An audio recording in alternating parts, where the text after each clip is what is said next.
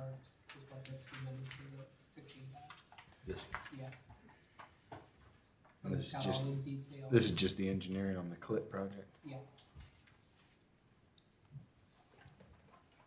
I thought it was something that Brad should just authorize, but Jason asked it to be added for feedback. Are we live now? 6 o'clock. I would like to call to order the City Commission meeting for 17 December 2024. Lisa, will you please take roll? Tim Van Hookey, Here. Matthew Wells, Here. Dylan Olson, Here. Catherine Salisbury, Here. Tracy Dancer. Here. Please join me in the Pledge of Allegiance. I pledge allegiance to the flag of the United States of America and to the republic for which it stands, one nation, under God, indivisible, with liberty and justice for all. If you will, please bow your heads. Lord God, this evening we come to you and we thank you and praise you for who you are. At this time of the year, Lord God, we are surrounded with reminders of so much that has to do with the blessing of your Son, Jesus. I ask, Lord God, that we seek out the opportunities to have goodwill towards our fellow man, to bring peace on this earth, and to seek the opportunities to bless those around us. We are in a unique opportunity, Lord God, to be able to see those around us in a new light and know that there are so many opportunities to be able to show them the love of Jesus Christ. And I ask, Lord God, that we all seek those moments, speak kind words, take a little bit extra time when we're driving and going into lines at stores and just see if we can spread a little joy, a little peace, and a little hope. For the city, Lord God, I continue to pray for blessing, guidance, and direction. For this commission, Lord God, I pray blessing upon each one of these individuals who continues to give of their time. And I ask, Lord God, that you continue to give us all wisdom liberally so that we may be able to make the decisions the best that we can. I pray over all of our city workers diligently each and every day continue to go about the tasks that are laid out before them. And I ask, Lord God, that you would bless them and their families at this time this year. Be with our first responders, our firemen, our police. Be with those at the county that drive the ambulance, handle the dispatch. We are so thankful, Lord God, for all of these people who seek to do what they can to provide a safer community for all of us. Lord God, we are forever thankful that you have chosen this community as a community to be blessed by you. And we thank you for that, Lord God. We ask that that blessing will carry us through the end of this year and through all of next year. In Jesus' holy and precious name we pray. Amen.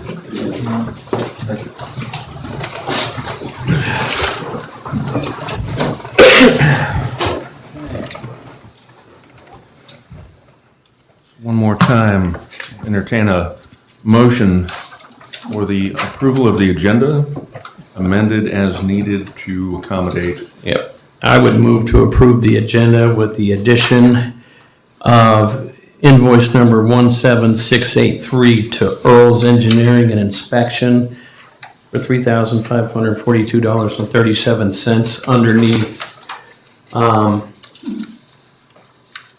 action items, item F. Second.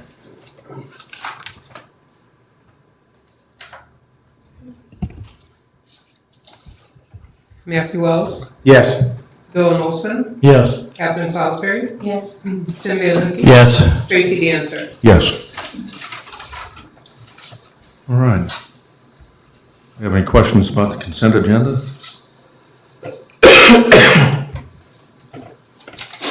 Jessica, I had one question on the utility funds.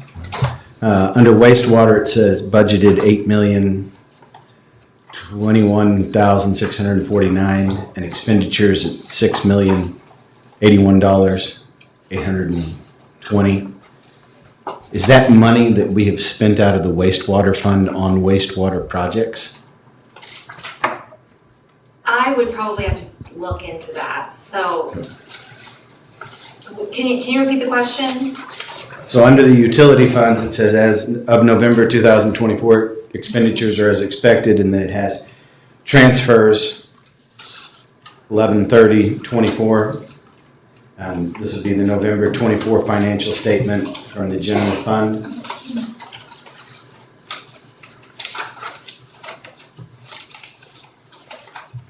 What page is on, Matthew? Yeah, that'd be great. It's the very last page in the financial packet portion. It's after the general fund expenditures comparison month by month. It's after the franchise. It's the very last page. Is this a financial agreement or the expense? It's at the end of the expense. It's right before the certificate of appropriateness in our packet. You also have to realize we've got money out in bonds, so that's gonna be off there. Right. So it comes right out of the wastewater. Everything goes out of the wastewater, goes back into wastewater, everything goes out of the wastewater. Right.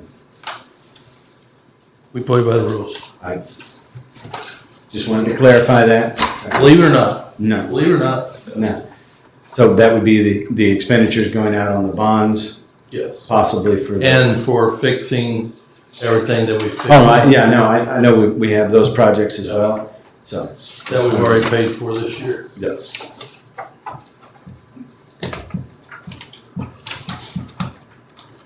That was my only question, Tracy. Anybody have any other questions, comments? Okay, the chair will entertain a motion to approve the consent agenda as presented. I move that we approve the consent agenda as presented. Second. Bill Olson, Yes. Catherine Salisbury, Yes. Tim Van Hookey, Yes. Matthew Wells, Yes. Tracy Dancer. Yes. All right. Oh, 3 individuals signed up for public comment tonight. We have, pardon me if I butcher your name, Betty Brio? Bro, okay.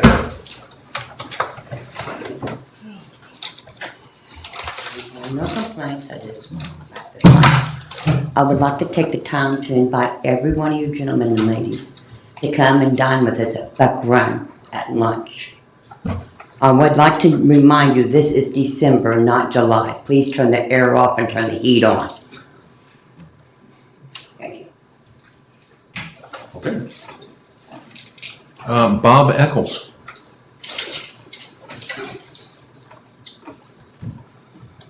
Bob, if you'll come up to the microphone. Microphone, please.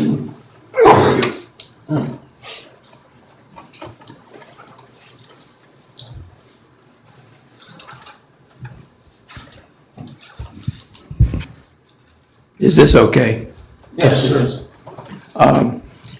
First, I would like to give a compliment to the city workers who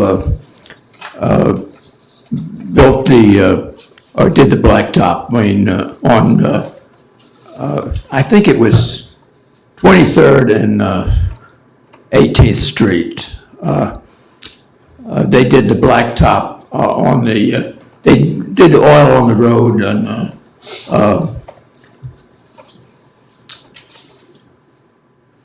that's it. My question is, when are the sidewalks going to be built from the college, or the junior college down 23rd Street to the sidewalks are going to be built? Okay, when are the sidewalks going to be built? Bob, are you saying from the college? From the college down 23rd Street? That's not in the plans, no, sir. You're talking about down 23rd Street towards McDonald's? Towards McDonald's, yes. That's the main destination, McDonald's. Also Walgreens and Walmart and Wendy's and are along that strip of 69 highway. My question is, when are the sidewalks going to be built? Not in any plans that I've seen, Would not be- for 25, but we have talked about widening 23rd Street, 18th Street, and what's the one the theater's on? I have a suggestion. Those would be the ones we widen, because of the reason you said. Because a lot of college students walk through there. Yeah, it's just a matter of time before one of them gets hit. In my opinion, that's, anyway, my suggestion is that we hit up the residents along 23rd Street, half the price. You used to do sidewalks for half the price, in my recollection anyway, and, which goes back 50 years. Anyway, my suggestion would be to hit them up for this half of the price of the sidewalks going down 23rd Street. What we do is half the price up to $2,000. That's what the ordinance says. But we only put $10,000 into that budgeted fund each year. So it's up to this group to decide if they want to raise that. And putting sidewalks from Horton and 23rd all the way to McDonald's is going to be more than that. Well, my suggestion is that we just hit up, just every bonus points for whatever they contribute to the sidewalks, a half price, yeah. Though, to connect, now that Horton's got a new sidewalk. Anyway. Down 20, finish getting. My question, excuse me. But it would be a good goal to get that done though. Thank you. All right. Thank you, Bob. Thank you, Bob. Thank you, Bob. All right. Last up is Michael Hoyt. Since this young lady was talking about Buck Run, is Buck Run a city facility? Yes, it is. Who makes the rules down there? The city? Lucas is actually managing it. Okay. And if there's a problem, they can come to me. Okay, well, I know they've come to you about reducing the hours in the morning. They only open at 8 o'clock in the morning? Reducing the hours. You mean increasing the hours to No. open it earlier? No, it's now opening at 8 o'clock in the morning. I didn't know that, no, sir.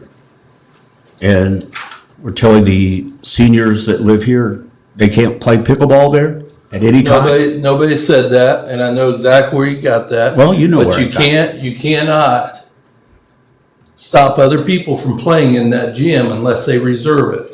Okay. That's exactly what was said. So, All right, Yes, we Ben, would this love- is the last time I'm going to bring this up.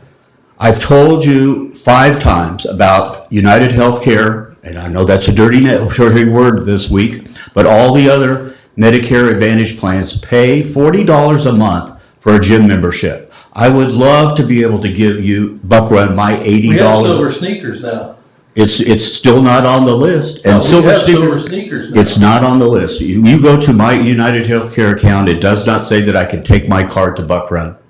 Well, go down to Buck Run and they will take your card and take all your information. Because, that's Reduce rate. if we have 1,000 people in this town, and I'm sure there's more, that have a Medicare Advantage plan, and they contribute, let's just say $20 a month. That's $120,000. So when that we you would brought receive. that up to me, what did I do? I went and investigated and got it taken care of, didn't I? I don't know if you've got it taken care of. You asked me to do that. I did. And instead of ignoring you, I went to my manager and we got it done. Now, if you want to go down there and use that, go down, sign up. They will take your information, they'll turn it in, and you have your membership. I can't help it if it's not on your Medicare card or whatever it is. It's not Medicare, it's Or United whatever it Healthcare. is, but it. Okay, then I'm going to ask it you is one now- more favor then. You and I will sit down together and go to my United Healthcare account, and I'll show you where it does not show up. Respectfully, we don't control what United Health. No, you don't, but I'm speaking. well, so am I. This is my 5 minutes. Yes, but Salisbury, you want me to You, finish the sentence? I will not be interrupted during my 5 minutes. You're interrupting me. No, I'm not. Let him finish and we'll be done. Okay. 2 minutes. What I would like to do is sit down with you and show you where United Healthcare doesn't allow me to direct the $40 to Buck Run. Why not just give a $2 run? Can they not do that? I don't know that. I'll find out for you. Because it shows I am rehab, it shows one other place here, and those funds then can be directly sent from United Healthcare at my request on my membership. Commissioner Salisbury, if you would like to ask me a question, I'll yield. I was just going to point out that you're asking us to be held accountable for what United Healthcare does or does not put on their website. What I'm hearing you say is that you've not actually gone and attempted this process. You're just basing it on what the site says, right? I'm basing it on what conversations I've had with Mr. Mackin. He has told me about Silver Sneakers, which is Humana. It's not United Healthcare. And no, I wouldn't go down there and just present my card without knowing that I could direct the funds from my United Healthcare account to Buck Run. Just like I would if I wanted to go out to IM Rehab. All right. Okay? Thank you. All right. Now we have one appearance, Becky Johnson, for an overview of services provided by SEK Multi-County Public Health Department.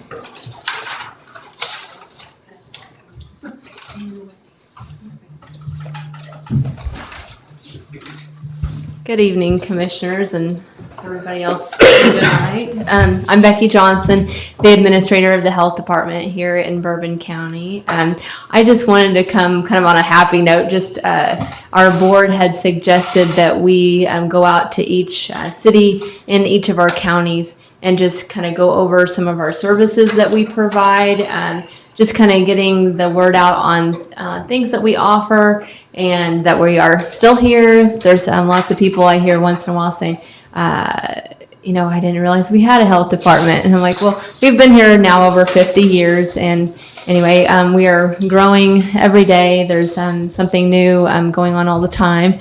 And I brought you lots of goodies. I brought no shots tonight. I'm not being a mean person You tonight. got anything in there for No bronchitis? pain. For what? For bronchitis? Oh, I have a mask. That's not gonna cure that. So, anyway, just services that we provide, which are family planning. We have Can Be Healthy screenings, immunizations, adult physicals, school physicals. We do hearing and vision screenings. We do DCF referrals. We have blood pressure and blood glucose checks, STI testing and treatment. We do lab draws, pregnancy test. We have breastfeeding peer counselor program. We have a maternal child health program, and that's there are services we provide for women and children, and that, depending on what the service is, we can provide a sliding fee scale. So it can be, depending on income level and everything, it can be reduced down quite a bit. So we have the WIC program, which is a Women, Infants, and Children program. It's a supplemental nutrition program for women, infants, and children that serves to safeguard health of low-income and pregnant, postpartum, breastfeeding women, infants, and children up to the age of 5 who are at a nutritional risk by providing nutritious foods to support diets and information on healthy eating. And we, as well as our WIC, we also have a dietitian that is available for high-risk assessments as well. So that's something not everybody knows for that. But we do kindergarten physicals, immunizations. We have been really busy this fall. We go around and do flu shot clinics. And so that's something that we kind of pride ourselves in.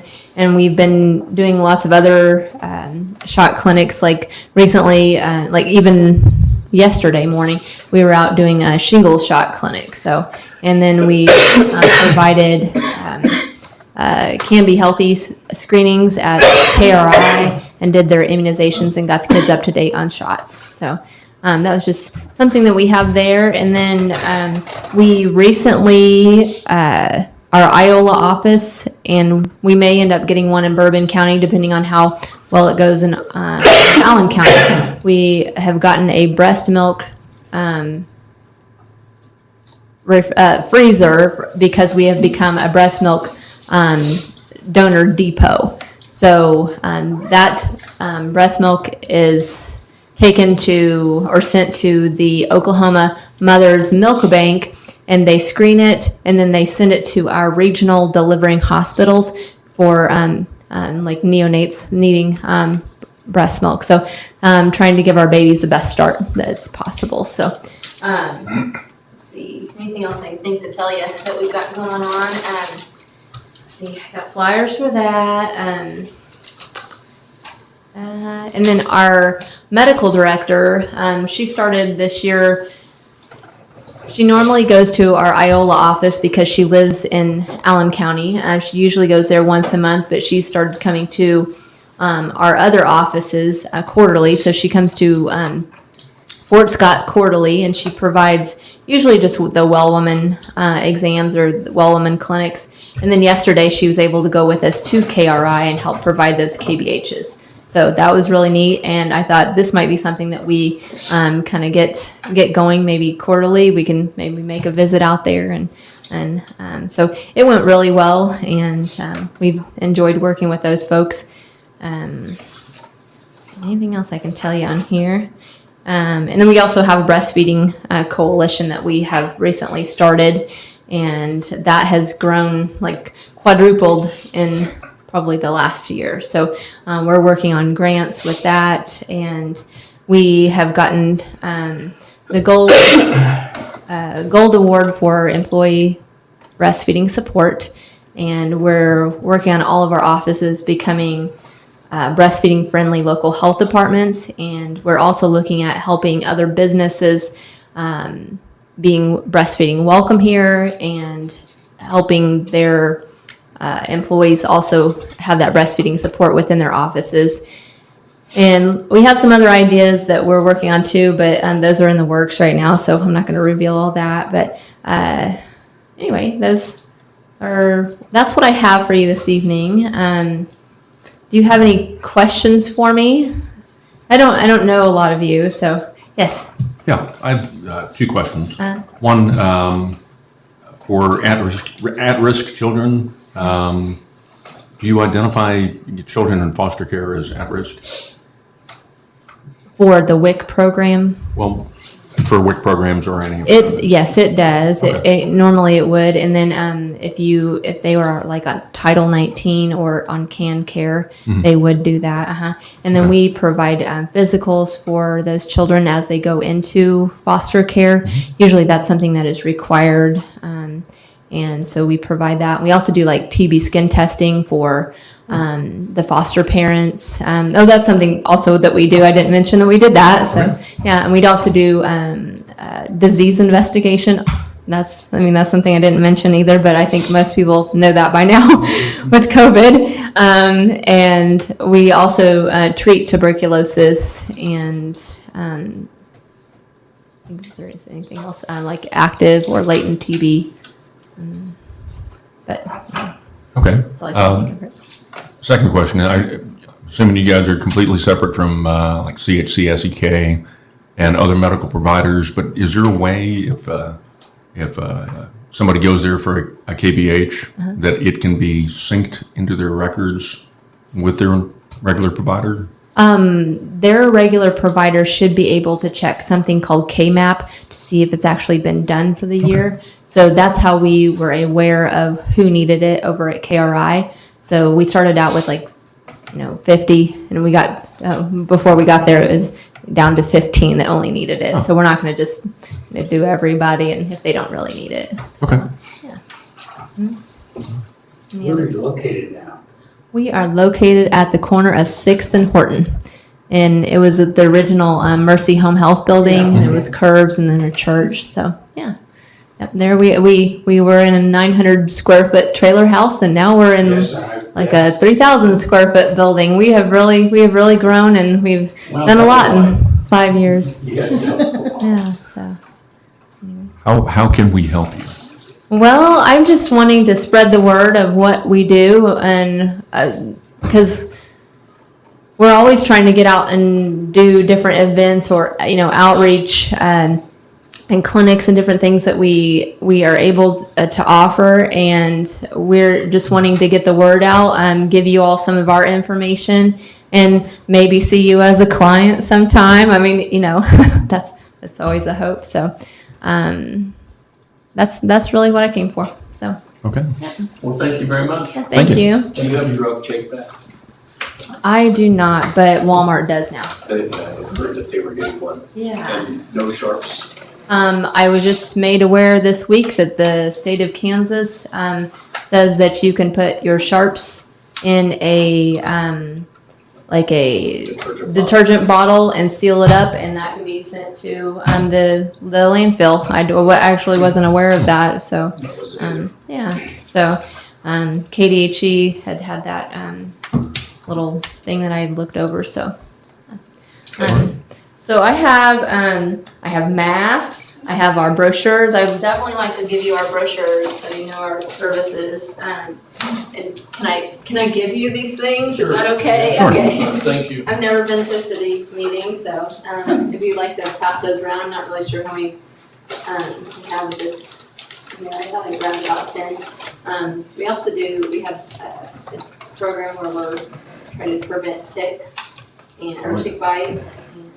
And this is Wig. And then, does anybody need a COVID test? We have, or just want to keep one? We have those. We have lots. Or maybe I can just keep them in the city. Might need Hey, one. buddy. Yeah, we can, We'll get one for our commissioner over here. I've It's got- bronchitis. Yeah, I've got pens and I've got, so. I can We take also provide, this is just part of the health part, we also provide contraception, and we have birth control, long-term birth control, and I also have, I don't know if this is something the city wants to offer, probably not, but when I was at Mapleton, I was able to give it to the medical clinic when I was there, when she showed up to the meeting. So I have bags of condoms, and we have those at the health department as you walk in the door. So you can just grab it and go. So I have those too. If you all would like any of this to keep at the city, you're good. Or I can bring more. So we could I give mean, not. we could give them out with every water bill payment. There you go. Anyway, Well, that might be helpful. if you want any of this, I can just leave it in this bag. So Okay. Yeah, thank you. Thank you very much. Lady there. I will. On the condom holder. Yeah. Thank you very much. You're Thank you, welcome. Becky. Thank you for having me tonight. I appreciate it. Have a Merry Christmas. You too. Thank you. All right. Along item 9, unfinished business. The status of 118 East Wall, tabled from November 19th. My understanding is there's the engineer report that we got sent to us today. It's only the initial one, right? We're expecting a second Yeah, so he's sending a more in-depth one. in-depth, but for right now, and one of the key questions I would like answered that I brought up last time, and hopefully the second report will do it, is can that building, if need be safely taken down without taking down the adjoining building? Leroy's here, he can probably answer that. I'm sure he's talked to the gentleman about that when he was here. As far as Thank you. taking the building down safely, we have not had that conversation because we weren't to that point. And that's not one of the line items that I had him even figure out for us. Okay, that was something that I had asked, so at the last meeting was the one question I wanted answered was, because that's what the adjacent building owners wanted done. So, I don't know if we can call him and ask him that question, but You'd have to have quotes and all that though too. I know the quotes would have to come afterwards, but what I'm looking at is structurally, can it be Is done? it possible? Can it be done? Well, I can answer that, that it can be done. It can. It can be done, Okay. yes. Like I said earlier in our discussion, it would just be a slower, more costly process to slowly tear it down, because you couldn't just go in with a wrecking ball No. and knock it down. You'd have to, It'd be a very expensive project. you would have to knock it down. and Well, it'd be take it down. similar to what we Take had it to down do pieces. with the Eagle Block and the adjacent building. It would be, Much more difficult. it would be a little bit more painstaking process than that, because you'd have to disassemble the building, not just tear it down. But it can be done. Okay. Okay, so you've answered the question Just as about, much tearing it down as you do fixing what, just this, at least this initial report. Well, if the Eagle Block is any indication, you'll spend more tearing it down than you will fixing the building. So, I mean, it's. We'd have to get estimates on what all this is gonna cost, before we made either decision on that. Was Mr. Montanez there for the meeting with the engineer? Yes.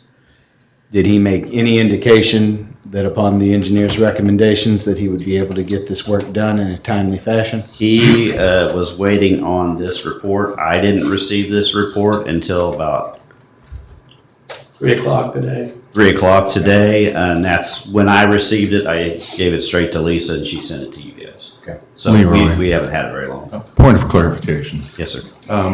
The work that was done on the barbershop building, was that brought before the design review board? No. Because it did alter the exterior of the building, right? I mean, it altered the physical appearance of the building. No, I don't believe it did. Are you talking the wood part? The No, wood windows? The brick. Well, the wood as well, yeah, definitely. Well, they're gonna replace the wood. The wood is eventually. the wood is just a temporary hold. Yeah. It's not a permanent thing. And basically, they put the brick back. Just They have found. anchors in the brick, right? But they are actually hidden in the brick. You can't see that they're even there, so they didn't change the Okay. appearance. That brick building is painted red, and those mortar joints that you see are paint. They're not actual mortar. So, and he went back and painted everything back. So actually, no, to my opinion, he did not change the appearance of the building yet. Okay.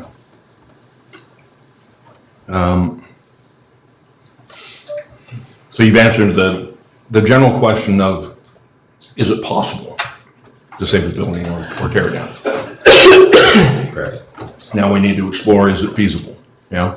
Well, what I've done and what I've set up so far, and he's still working on it. I told him that we needed this initial report so we could at least tell the owners of the building what is expected to make the building safe. Another report is going to come in to make the building whole beyond safe repairs. And then, if you wish, I can ask for I think for a demo, we would probably need to go to a different outfit because these people are more of structurally saving instead of demolition. So, I mean, I can ask them if they would supply us with a report for that. Like he did the Sharkies and Hammond's building. The same crowd. So are we gonna tomorrow provide a copy of this, report to the building owner? Yes. Yes. Okay.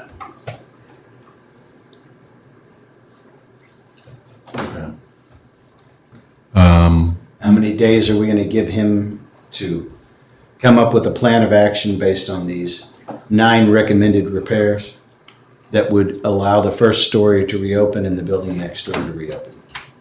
I think it'd be fair by next meeting. I mean, that's 3 weeks, 2 weeks. I think that's more than enough time for him to figure out what he's gonna do. Have to get somebody in there, I'm sure.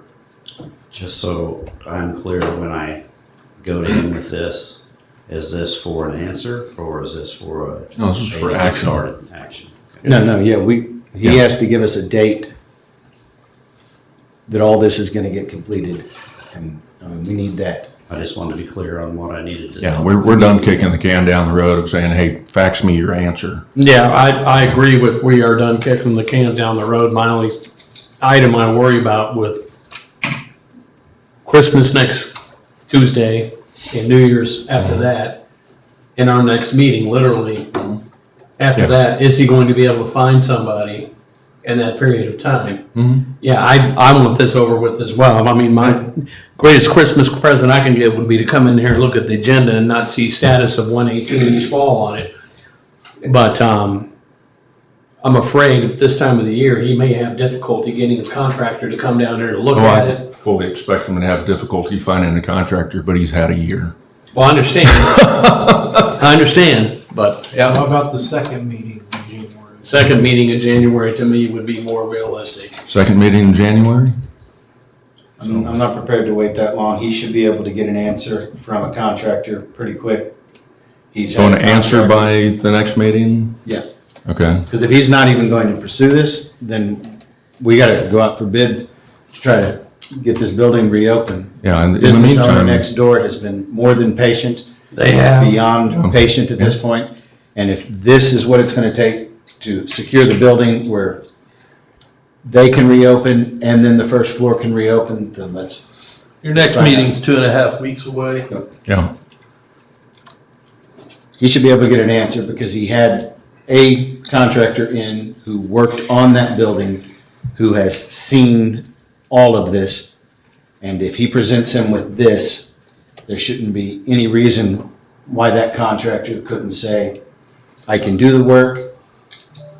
I mean, the bid that we were presented by that contractor said $250,000 to do that tiny little bit of work that was done to the front of the building, which we know is not correct and This is will not actually true. be two contractors. Yeah.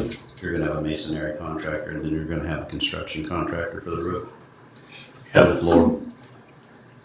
So we need an answer. That's my feeling as one commission. just to clarify, are we looking for an answer on whether or not he's going to? Yes. Okay. That's what I was Whether he'll start or be willing to do the repairs themselves. Well, and that's, like I said, my I just want My only concern is, and like I said, I want this done, and the adjacent building owner has been very, but I mean, the adjacent building owner is also a contractor who would probably tell you that getting somebody the week before Christmas to come down here and give him a bid so he can determine whether or not he can afford to do it Oh, yeah. is gonna be next to impossible. Oh, agreed. In the meantime, what are we doing to mitigate? We blocked Wall Street for a period because it was an unsafe structure. It's still blocked off the same way it was. Well, no, it's not because the street's not closed. We opened the street up because they did the front. The front, we were worried about the bricks falling. I mean, I'll be honest, Mhm. how many blocks you want to shut down? Because any of these buildings will fall at any time. They're old. Well, I mean, And is it's a false cause. is that the stance we're taking, I mean, do you want to block this one off? Moody? Yeah, I mean, this street, and we could, Mayor, I mean, that's. I'm just asking him, Yeah. what I are think- we trying to I do? think What are if we doing to you mitigate? Block Wall Street off, you're gonna have it blocked off for a year. Cause it's gonna take a while to do this work. If it gets if they decide to do the work. For the time being, I'm comfortable with how it is myself. They still have the dumpster out front there. But, yeah. I don't know about the price of that dumpster, but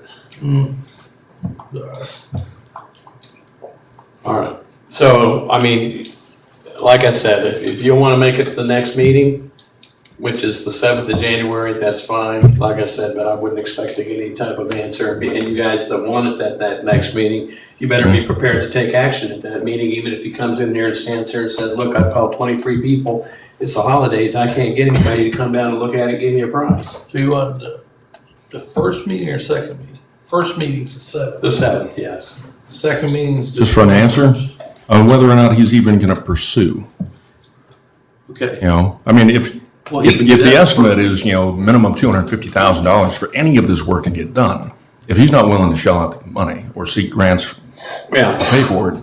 Should be able to do that by first meeting, shouldn't he? I would imagine. Well, I'll tell you what, That's a and that's the decision that you case, would I make. think, someone from the city probably needs to contact him and say, when you give him the report, We'll contact him tomorrow. about it. rough estimate, this work looks like it's gonna run into upwards of $300,000-$400,000. If that's the case, what would your intention to be? And we wanna know by the next meeting. Yeah. Okay. And then if we don't get an answer by the next meeting, then our hand is forced. We have to make a decision of our own, but we cannot keep giving, No. grace periods. My opinion. So, Well, that was my opinion a long time ago. No, it's mine too. Like I was just hoping that he'd be having an opportunity to make the most informed decision based on actual cost estimate.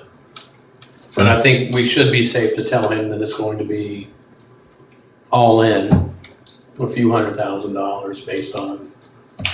yeah, I mean, this is a building owner who in the past, the city has attempted to assist with getting grants, and he was not interested at that point. And we're worse off for it now. So, And we'll continue to Provide provide opportunities. the Absolutely. opportunity for a grant if he wants to Absolutely. do that. I mean, no doubt yeah. about that. We would I would rather prefer, save the building. we would prefer that he be the one that does it and that he saves his own building. That is our preference. And I believe Brad has quite elegantly stated on multiple occasions, we will do everything we can to help him find the money. Yeah. The Chamber of Commerce has worked tirelessly to try to help find the money to do the repairs. So we will do what we can. Yeah, we'll bend over backwards he's to willing. make it available, Right. the resources that he needs, but we cannot give more time. Now, did Brad speak elegantly or eloquently? Eloquently. Okay, she said elegantly. I looked elegant. And He's very elegant. he's never said anything elegantly to me. Well, he looks very elegant I looked tonight. very elegant. Yeah, you do, Brad. You That's do. what I've been told. Okay. A mustache might make it more elegant. God won't allow that. So do we need to do anything more than just, Just Direct. instructions, directives. okay? Yeah. We got it. All right. Item B, the status of Horton and Sixth Thank you, Street Leroy. project. Thank you, Leroy. So we have Do you believe Jesse's here? Yeah. Present, so from the last meeting, Emery Sapp and Sons offered to try to schedule a profilograph and get information by this meeting, which I believe he was able to do that. You got like a summary Yeah. to provide. Total summary, yeah. pretty sure. So I'll let him come up and do that and we can talk about recommendations.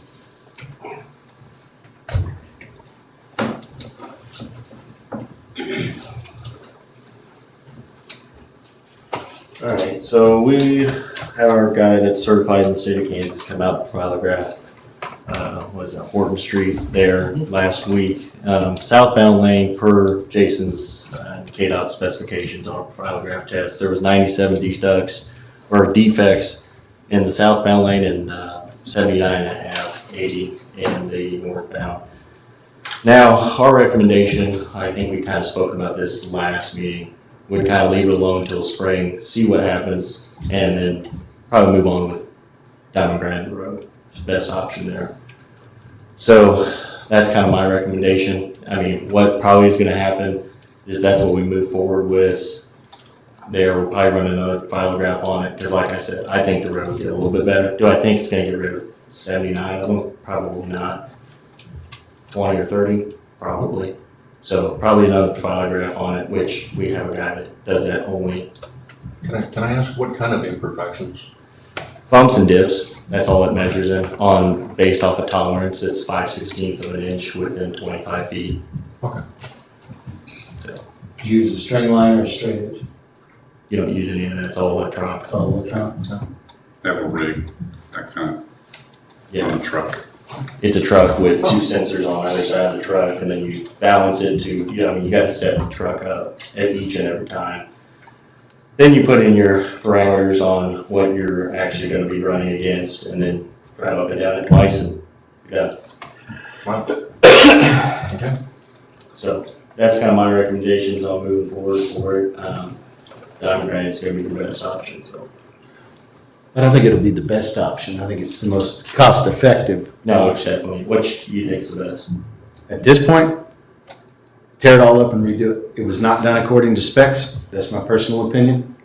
Specs spec'd out 2.5-inch lifts. It was done in a 3-inch lift in violation of the specs. No one can give us any written documentation to say why the specs were changed on the fly. That's my personal opinion. I'm not saying the diamond grinding won't work. I'm saying that it's not acceptable to me. It's acceptable to the state of Kansas, so. I understand. But on tearing it out, we can go ahead and, let's just hypothetically say that's the option there. We'll match curb, just gonna write justice correctly. Just saying. We do this every day, 365 days a year. You're matching old curb, it's gonna be the same right. And we'll be having the same conversation, so. So I got a question. Please don't take this offensive to you because it was not Emery Sapp and Sons. But if it's voted to do the diamond grinding, could we get a contract from your company stating you will be back at a certain date? Yeah. Because we have, before my time, we had been burnt to where I think somebody said last meeting, the company didn't ever come back. Yeah. So, and also, I guess, let the dog lie here is, who's gonna pay for this? I haven't got a cost yet. The guy that does the diamond grinding pricing's in Columbia. He's also in all 48 states, so Okay. I haven't got a cost for it yet. So, It's kind of a, Jason, this notebook that we got a copy of, whose is that? That's our inspector, That's your inspector. daily notes. Because things in this notebook get really interesting starting on like the 25th of October. But they start talking about how the fabric's not been laid correctly, the fabric doesn't look right. It starts there, contractor postponed start of geofabric installed due to some wet roads. Then it gets into, that it looked like there was inexperience in installation of the fabric in the notes. And then to Commissioner Wells' points, you get down to October 30th, there were previous concrete lifts in there that were listed as being lift 1 of 2 on the rest of Horton Street.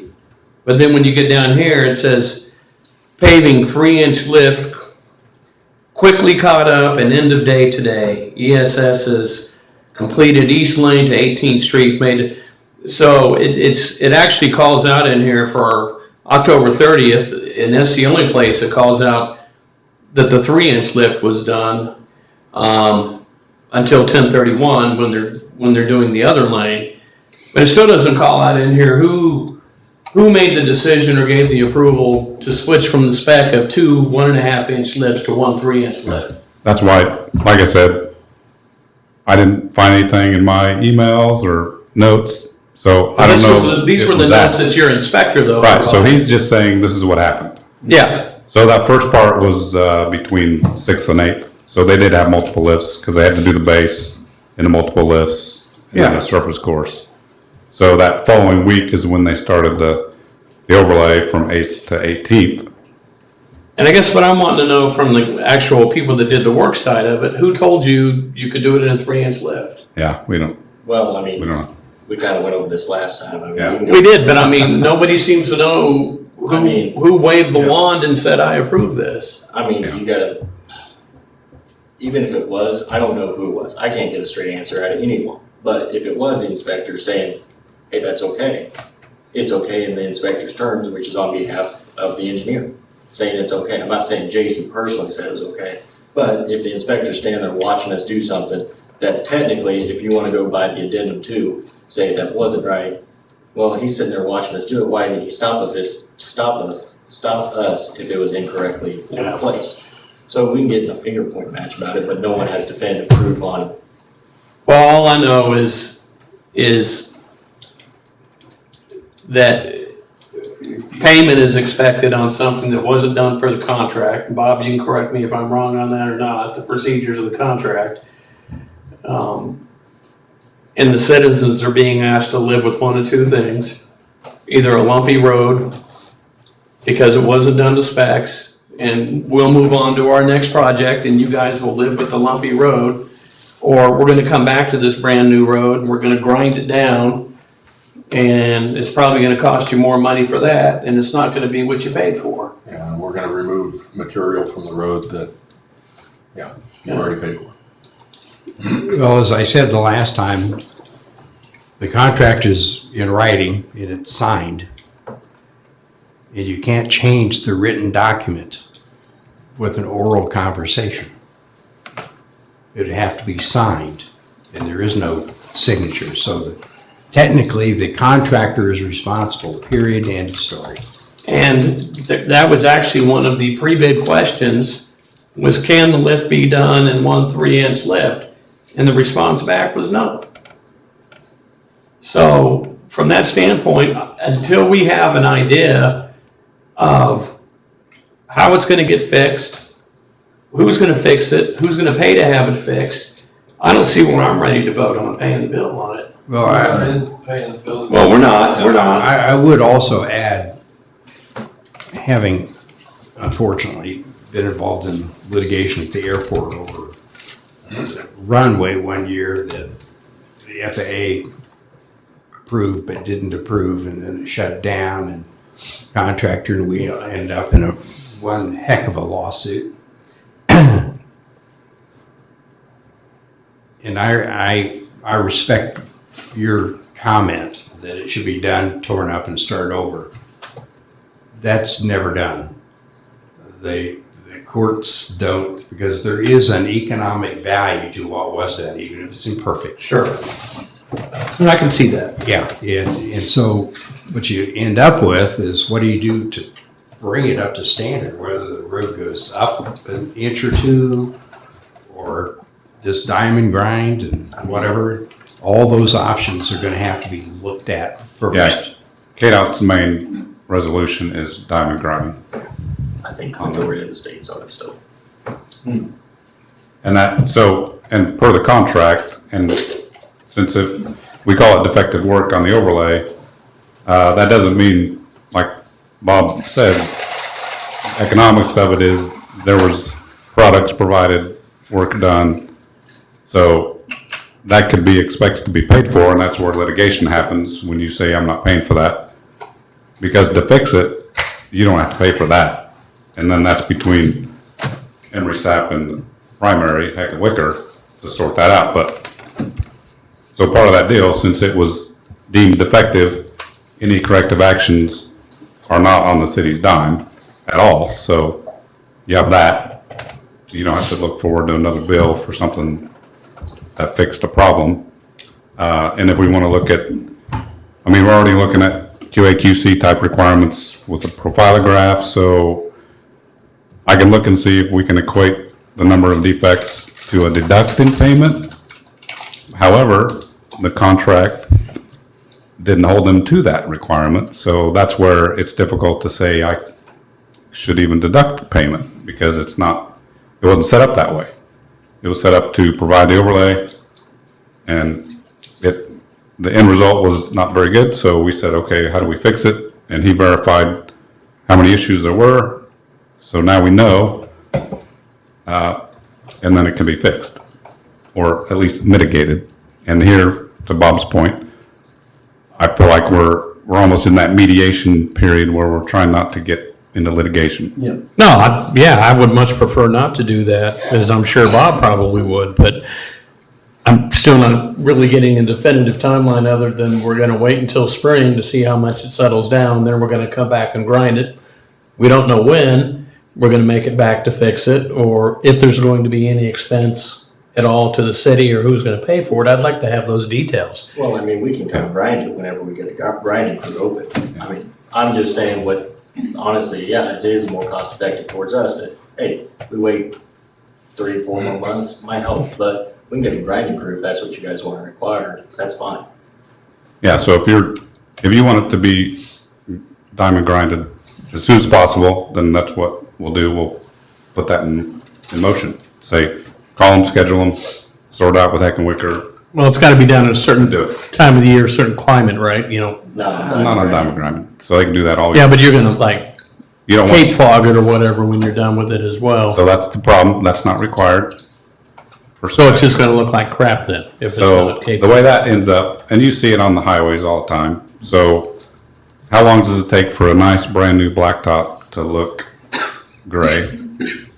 It could be a year, could be 2 years, so it's all gonna match in a couple of years. But if you would like that extra layer of protection, now, this time of year, they can't probably seal it. If you get a warm day, you can still hold. You could. So. So there's some challenges to that.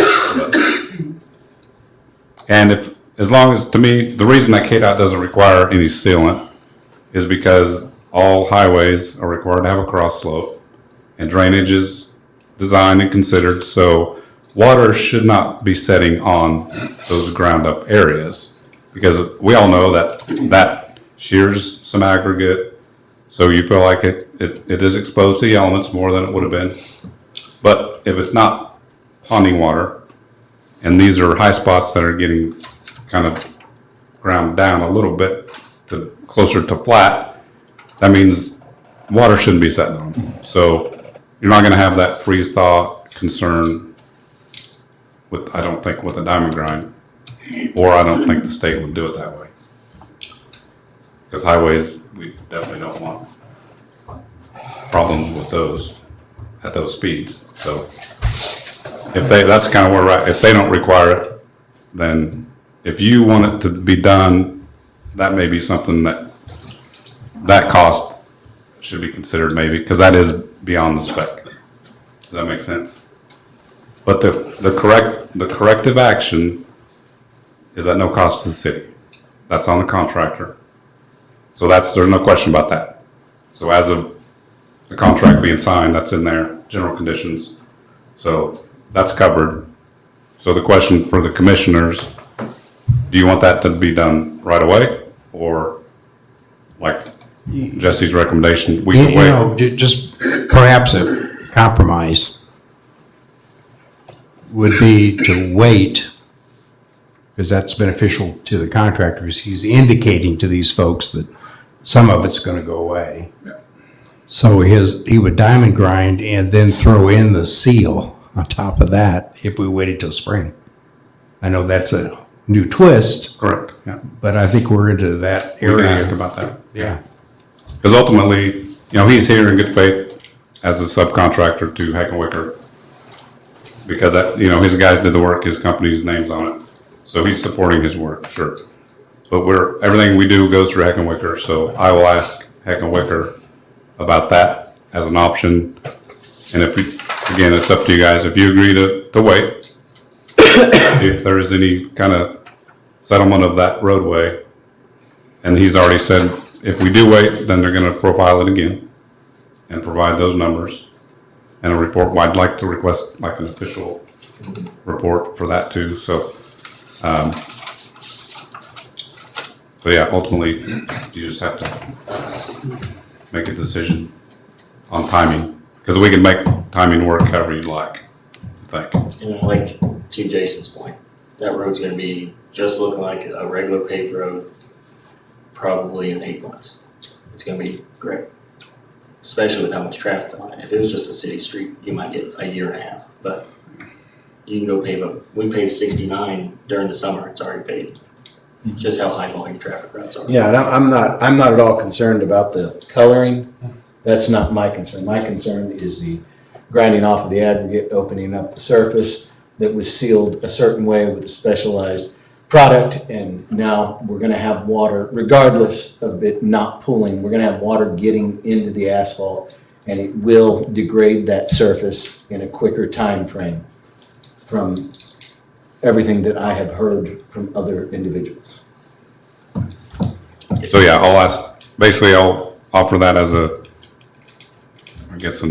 compromise. We're gonna let you wait. Maybe you don't have to diamond grind as many spots in the spring, but if we do wait, if I'm hearing it right, then we would like it to be sealed after you grind it. Am I following all that? as an option. Does anyone else? Don't look at get- me, I don't support I know, diamond the- grinding, so. Yeah, the takeaway I'm getting is, we recognize that the job we did was not according to the specs the city provided. Please, let us come back and see what we need to do to make it smoother in the spring.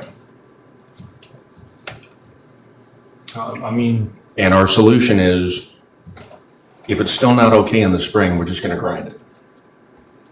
We're gonna remove some of the material that we laid down. Is that the takeaway? In a nutshell?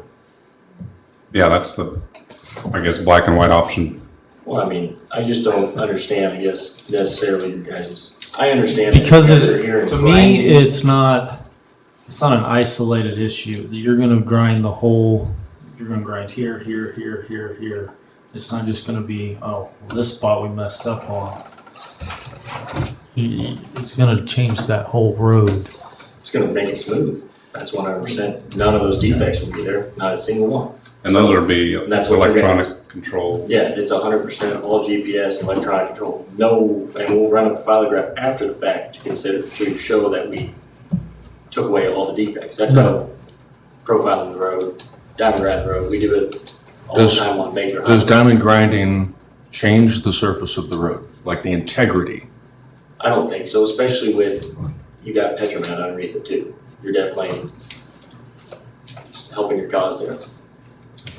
I mean, a 3-inch overlay with Petromat's already overkill enough, so.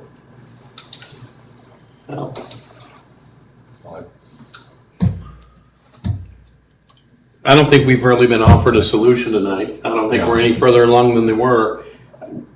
No one wants to say who gave the approval for the 3-inch lift. I mean, I've heard of your companies before, they're reputable companies. I know they do great work, but I just kind of feel like in this case here that we're going in a circle on this thing to me. And again, you know, no one's willing to put their hand up and say, we laid the matting down inappropriately, or we shouldn't have done the 3-inch lift, and nobody knows who said we couldn't, and now the end result is we're gonna come back and grind a brand new road. And like I said, I guess, we're kind of at the mercy, and to some extent, of what's gonna be done to fix it. And again, I don't think, you know, I've never been one to look at the easy way out, but I'm reading through this red book of inspections here and some of the things that were actually written in by the inspector. And Jason, I'm sure you've read this as well. And I think where we're at right now could have been avoided. It could have absolutely been avoided. But near the end of the job, someone decided they were going to take the specs, throw them out the window, and do a 3-inch lift instead of doing 2.5-inch lifts. And we're supposed to just, you know, let them grind up the new road or whatever. And Brad, I'd like to know what your thoughts are. I mean, are you happy with it? No, I'm not happy with it. Not as happy as I am with the Cape Seal. I mean, it's not Yeah. done right, but you had specs. We pay an inspector very well to be there. Yeah. We pay contractors And- very well to be there. According to that, on So- October 28th as an example, he stopped the work. And then work was reinitiated at both the contractor and subcontractor's desire to keep moving forward over the inspector's stopping the work.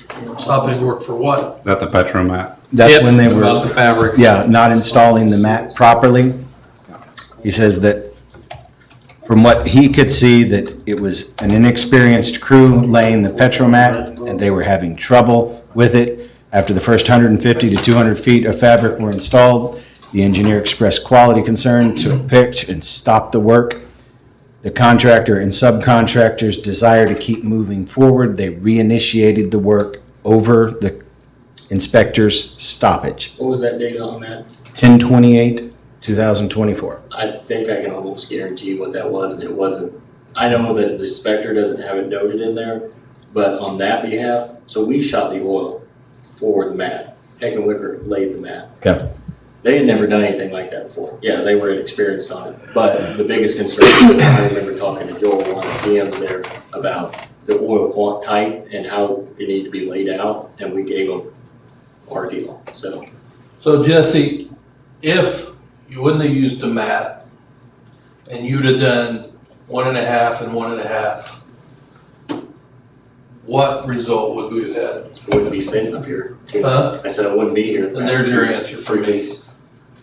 I don't, We do you it, guys fight it out who pays for it. There's your answer.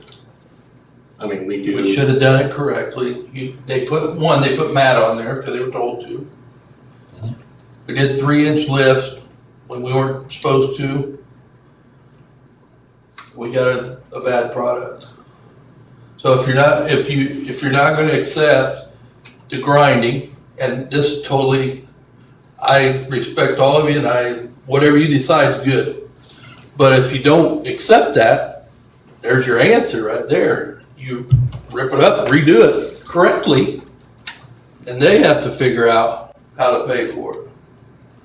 Because it's not correctly done by the specs of the job.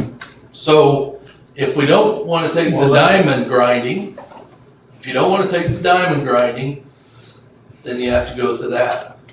And he just said the product would have been good if it was done correctly.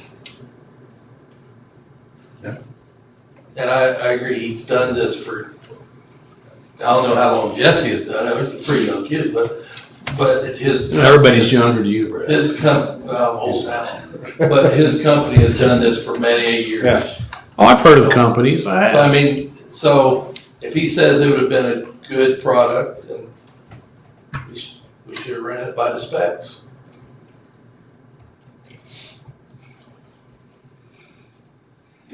All right, well, I guess we need to, And with that, so I guess my recommendation on the engineering side would be, I will let Heckenwicker know that a diamond grind is not acceptable to the commissioners in the city. That's up to you guys, If that's up that's- to you five. You decide, but if that's the case, then so that's gonna have to wait till the spring anyway, because now you're grinding a layer of pavement and putting new on, so we can't do that now. And then I guess I would recommend a nominal thickness of 1.5 inches, and don't make them grind the whole 3 inches. That'll save, well, that's good faith cost saving back to them, because you know you're not paying for it. But he's still got to agree to do it. Bob, have we looked into arbitration on this? Well, arbitration is not required, but you certainly can. Arbitration, though, I want to understand this, arbitration, one, is not free. Mm-hmm. You're going to spend a ton of money in arbitration. Correct. I mean, a ton of money. First thing we're going to have to do is go hire somebody that's a professional, has credentials, and is able to put together some testimony to support whatever position that we take. That's hugely expensive. The arbitrator's not free. The legal costs of both sides of doing the arbitration, I mean, the world seems to be, it's like, well, arbitration is really easy and cheap. No, it's very expensive and very complicated. The only difference is in arbitration is you can do all that and not reach an agreement, which then you end up going to court. And then you spend all that money all over again. And it's perfectly acceptable for us to work out something without arbitration. Oh, absolutely. That's the reason that Jason made his comment, and I made the observation that that was at least worth you considering. Yep. I don't care what you do, it's just an option that's worth considering. Do we need to have a work session over this one?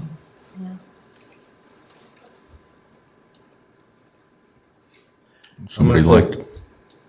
Let Jason go and talk to the contractor first. Yep. And come back to us and see what the contractor says. Okay. Well, Generally understood that we can't do anything before spring anyway. we can diamond grind it. You could, as soon yeah. as we get a But it won't be- diamond crew built. Yeah. So but it may not get to be sealed, and that's Yeah. beyond And normal. you can seal it. I mean, let's say you get to You get a good 60 day, degree, yeah. well, it has to be 45 degrees to rise, which recently we've gotten those. But you can seal that anytime after 45 degrees. It's ground, Kansas is ground temperature, so. Okay. I'm almost afraid to ask another question at this point, but I know that we've covered the whole 3-inch thing, but last time there was some discussion about the netting and how that was not normal, and you guys had conversations. And I had asked you, Jason, like, what was your response when he was telling you that was not, copacetic, basically?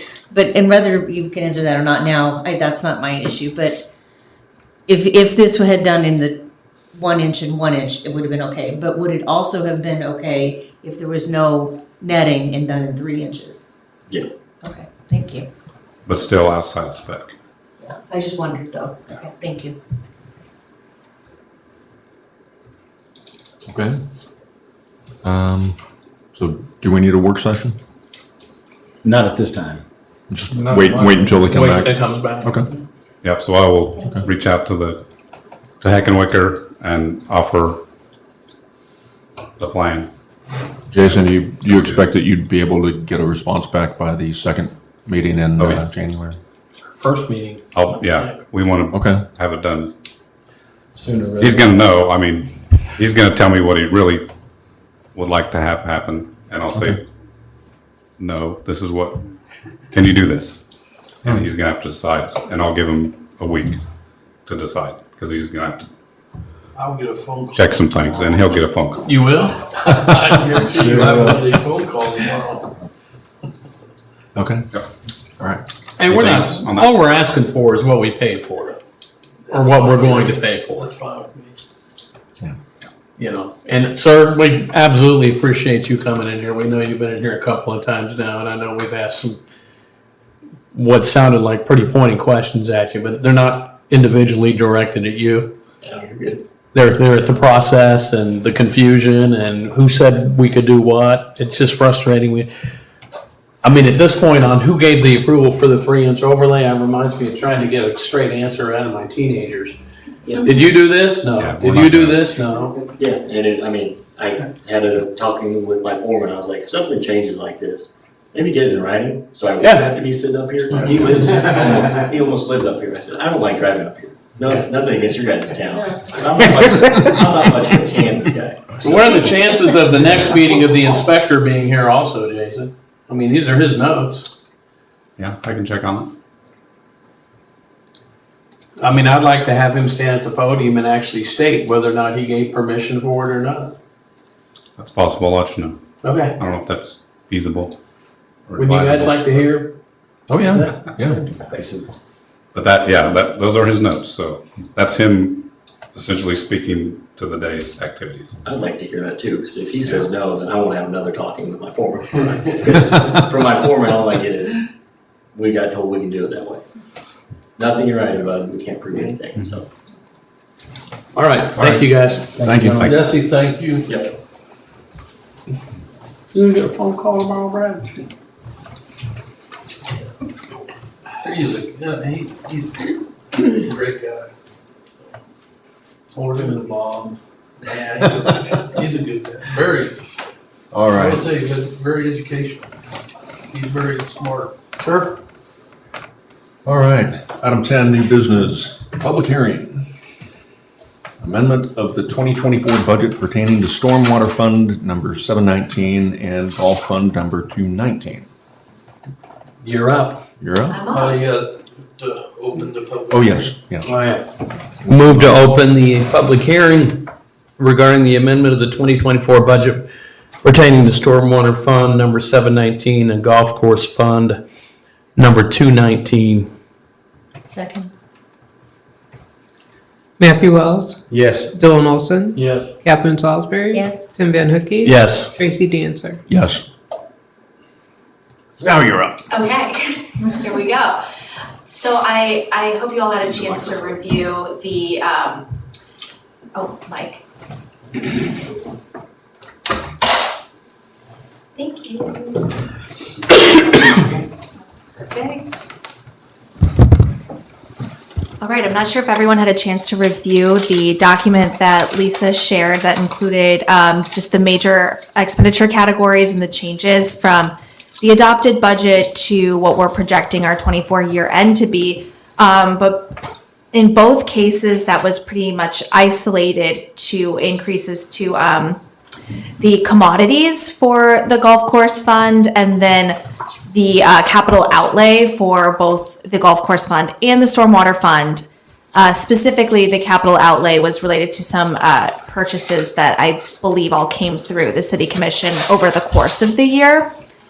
That being said, neither is a large increase, but will come from the fund balance of for the golf course, the general fund, and then the stormwater utility is able to supplement those costs with their own revenues.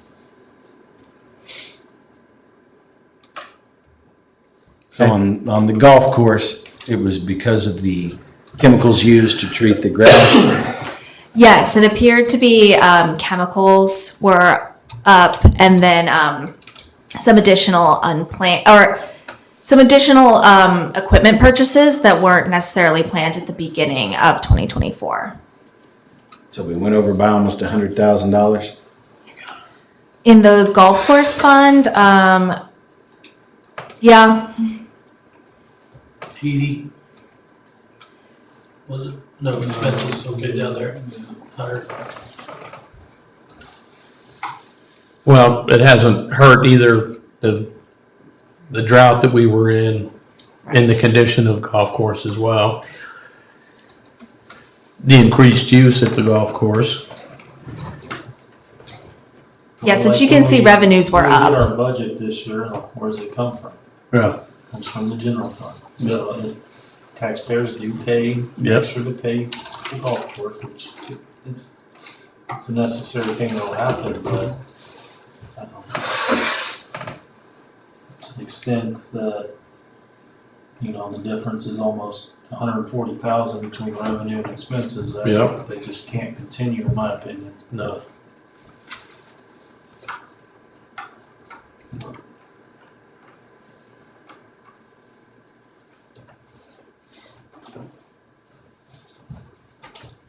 One thing I'll point out with moving the golf course revenues and expenses into its own fund out of the general fund is that going forward, it's going to be easier to track how much the expenses are in excess of the revenues. So when it was within the general fund, it sort of just got lost in and just how big that fund is and all it covers. So now that we have this pulled out into its own fund, over time, we can look at those trends and make those adjustments as needed.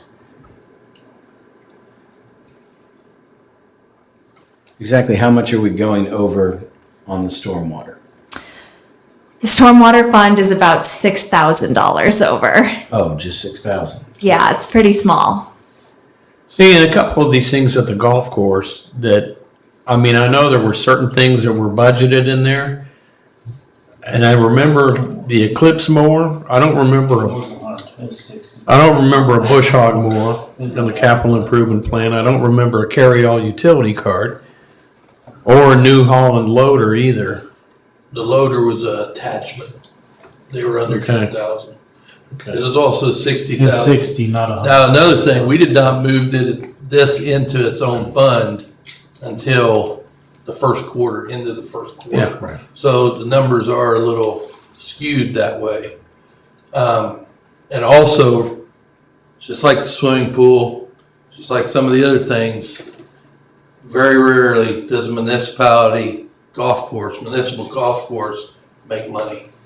I would like to add, though, the revenues, at least by these numbers, are up 70,000. So that is a good thing. Chemicals will continue to rise too. We've already been told that, unfortunately. But we can budget for that. Well, we tried. Yeah, we tried. Unfortunately, they keep going up. Hopefully, maybe in January, some of the numbers will start coming down a little bit. I don't know. Was there any, since it is a public hearing, was there any public comments or concerns regarding the golf course?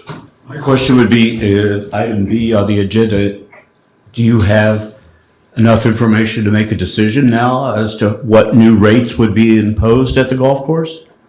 Or are we now stuck with a, more or less, we went at it blind for 2025 budget? I don't think your question's related to the public hearing that Yes, it is. directs the budget. Do we have enough information? No, we haven't reached that agenda item yet, Mr. Hoyt. No, I'm asking about the overage. That's what the public hearing is about, correct? The adjustment in the budget. Yeah, but that's a separate line item here. It's exactly the line. So are you saying the rate? Hearing about Mr. Van He's Houten. asking. Are you if we saying raise the rate price. should have been higher for 20? No, I'm asking, Are we compensating? do we have, are we compensating for the information that you have tonight to affect a future budget item? Or are we still going blindly into 2025 and going to be $100,000 that the public's going to pay for the golf course? Simple as that. I understand what you're saying. But if you all want to fight, I can fight. You want me to answer that question about the pricing now, or you want to wait? We'll wait till we get to that item on the agenda.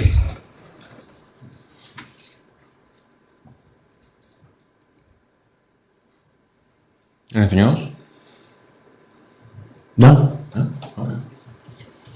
We want to close the hearing? I'd move to close the public hearing. Seconded. Dylan Olson, Yes. Catherine Salisbury, Yes. Tim Van Hook, Yes. Matthew Wells. One more small question before I vote. $12,000 in refunds? It is, Steve's here. You Yeah, can that's probably talk about it. Above my head.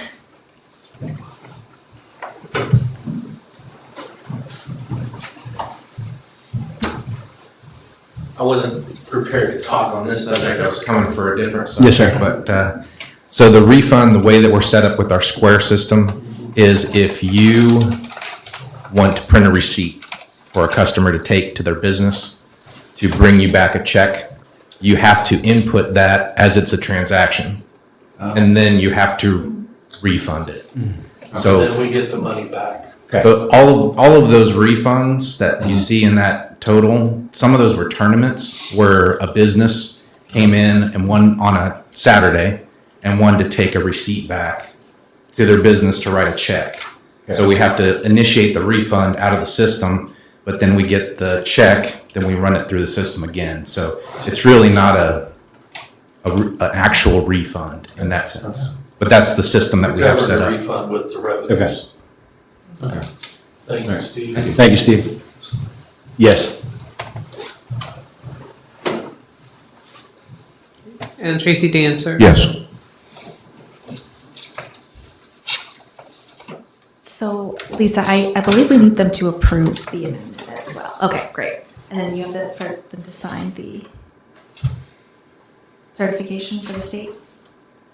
That's the paper that you? Yes, it should. Yes.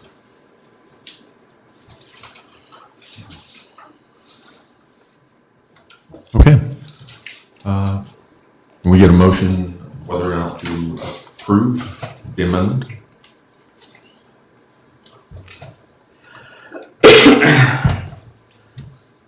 Or does- Be approved separately.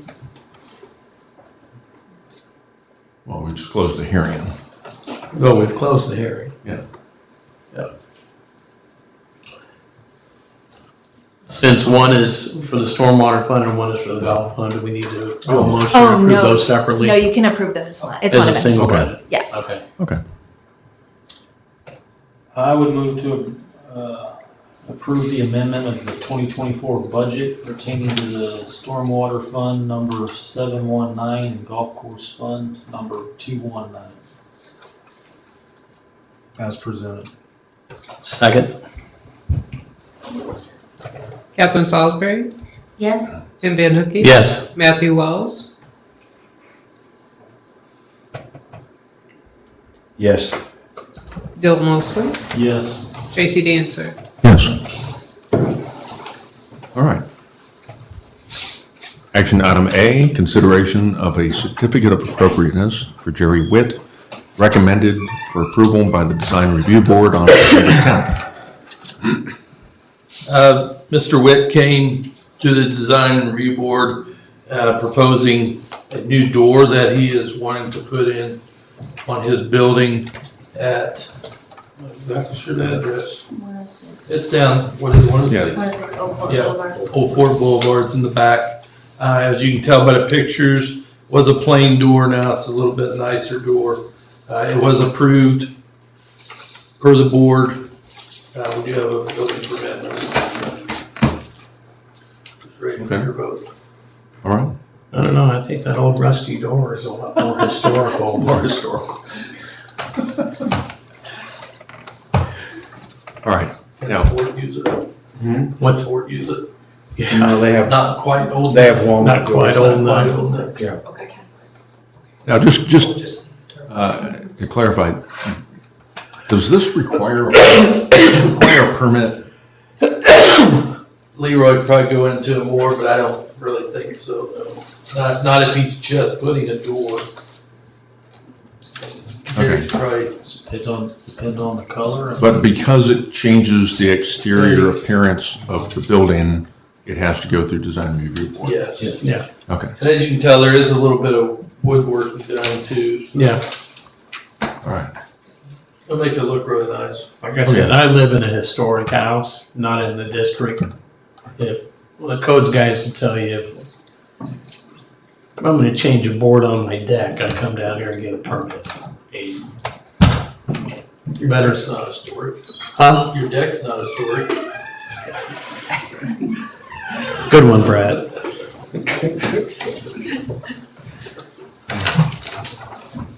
Okay. Can we get a motion whether to approve or disapprove the certificate of appropriateness? Yeah, I'd move to approve the consideration of certificate of appropriateness recommended by the Design Review Board on December 10th in regards to, let me pull it up here. 106 Old Fort Boulevard. Sorry, what? 106 Old Fort Boulevard. 106 Old Fort Boulevard. Thank you, Commissioner Salisbury. That's the only thing I know. Seconded.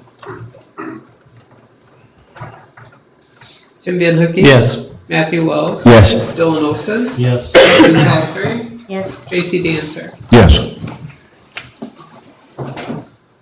All right, action item B, consideration to approve the updated Woodland Hills Golf Course rates. Okay, so to go, and Steve is here to help go through this. There was not a rate change last year, so we feel it's time to do a rate change. We didn't want to go overboard because, we don't want to price ourselves out of the game, but we did raise prices on everything that I've sent you. But that's not the whole, what Mr. Hoyt was talking about. That just raising rates is not Gonna cover the shortfall. That's not gonna make you in the black. We've got to look at the whole game, and that's what we did. We've looked at labor, how to cut time, how to cut labor.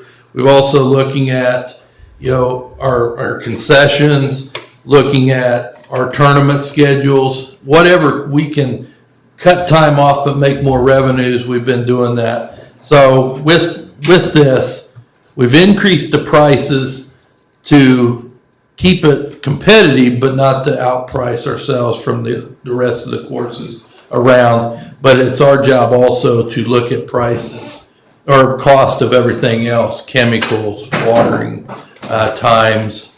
We're looking right now at how long does it take to water greens. Just little things like that. We're doing Kaizens on something like that. So we're looking at it as a business sense. Plus, like I said, we have not looked at a whole year of the golf course being by itself on a line item. Hoping it gets better. Don't know. In the past, I've heard, hey, we made money at the golf course. We've never known that because it's never been a line item of its own. So, as what it looked like this year, no, I don't think so. That was a true statement the last several years. So, but this is what we're looking at for 2025. Again, we didn't want to price ourselves out of it.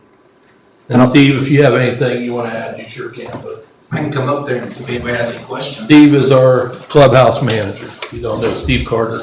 I don't see the carton rental on here. At this time, we wanted to try to separate the pricing from the carts and the greens fees. They're really tight compared to some of our competition as far as the carts are priced up there similar to the competition, but the greens fees are just above them. So there's a bigger separation at most courses between a cart and a greens fee. So we didn't want to touch the carts at this time because we felt they were competitive. So we're about $16? $16 is 18 holes, $10 is 9 holes. Okay. What about trail fee? Didn't feel like that's, What's current trail fee? Remind me. for 18 holes, Yeah. it's $12. If you have your own card, it costs you $12. If you have your own cart and you don't purchase the annual trail fee. Yeah. But I don't understand that we're not doing anything with the carts right now, but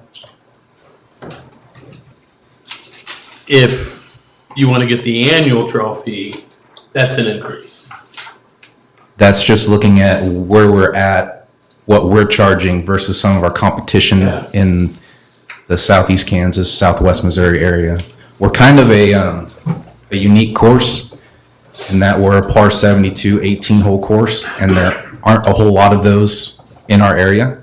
There's a lot of par 9 courses, and the par 18 courses are a little smaller than ours. So we are kind of a unique entity. So we have to look at that where we can price ourselves a little bit better than the 9-hole courses, but and better than the shorter 18-hole courses. But then if you take into consideration something like a Briarbrook that's in a nice community outside of Joplin that's got more money to work with, we can't price ourselves up at their realm until we have similar facilities. Did you check what the rates were over at Nevada?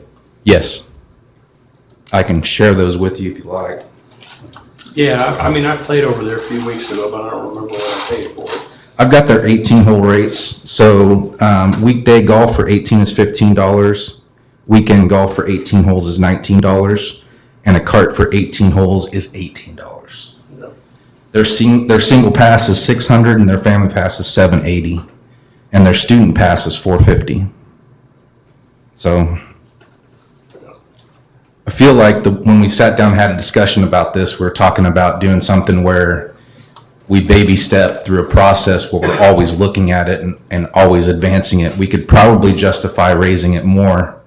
I wouldn't say more right now because I'm going to be honest with you, and I know it's because of the drought, but the Nevada course, for instance, it's in a hell of a lot better shape than what ours is right now. I mean, there's a lot of people going over to play because of a lot of our holes out there now. Just there's no grass on them still. And so if you're right under there, that's probably a good place to be right now. I don't think you could justify raising any more because played the course down in Pittsburgh too. And to be honest with you, again, the fairways. Now I know you guys are working your butts off out there, and it is getting better. But I mean, we still got a lot of dirt. Agreed. There. Yeah, it's a process, like you said. And we get it back to where it was 6-7 years ago. Well, yeah, you can raise the rates on it because it's easy to get onto. The clubhouse is nice and everything else. But right now, I would definitely stay a little bit under those two if you want to be competitive. Agreed.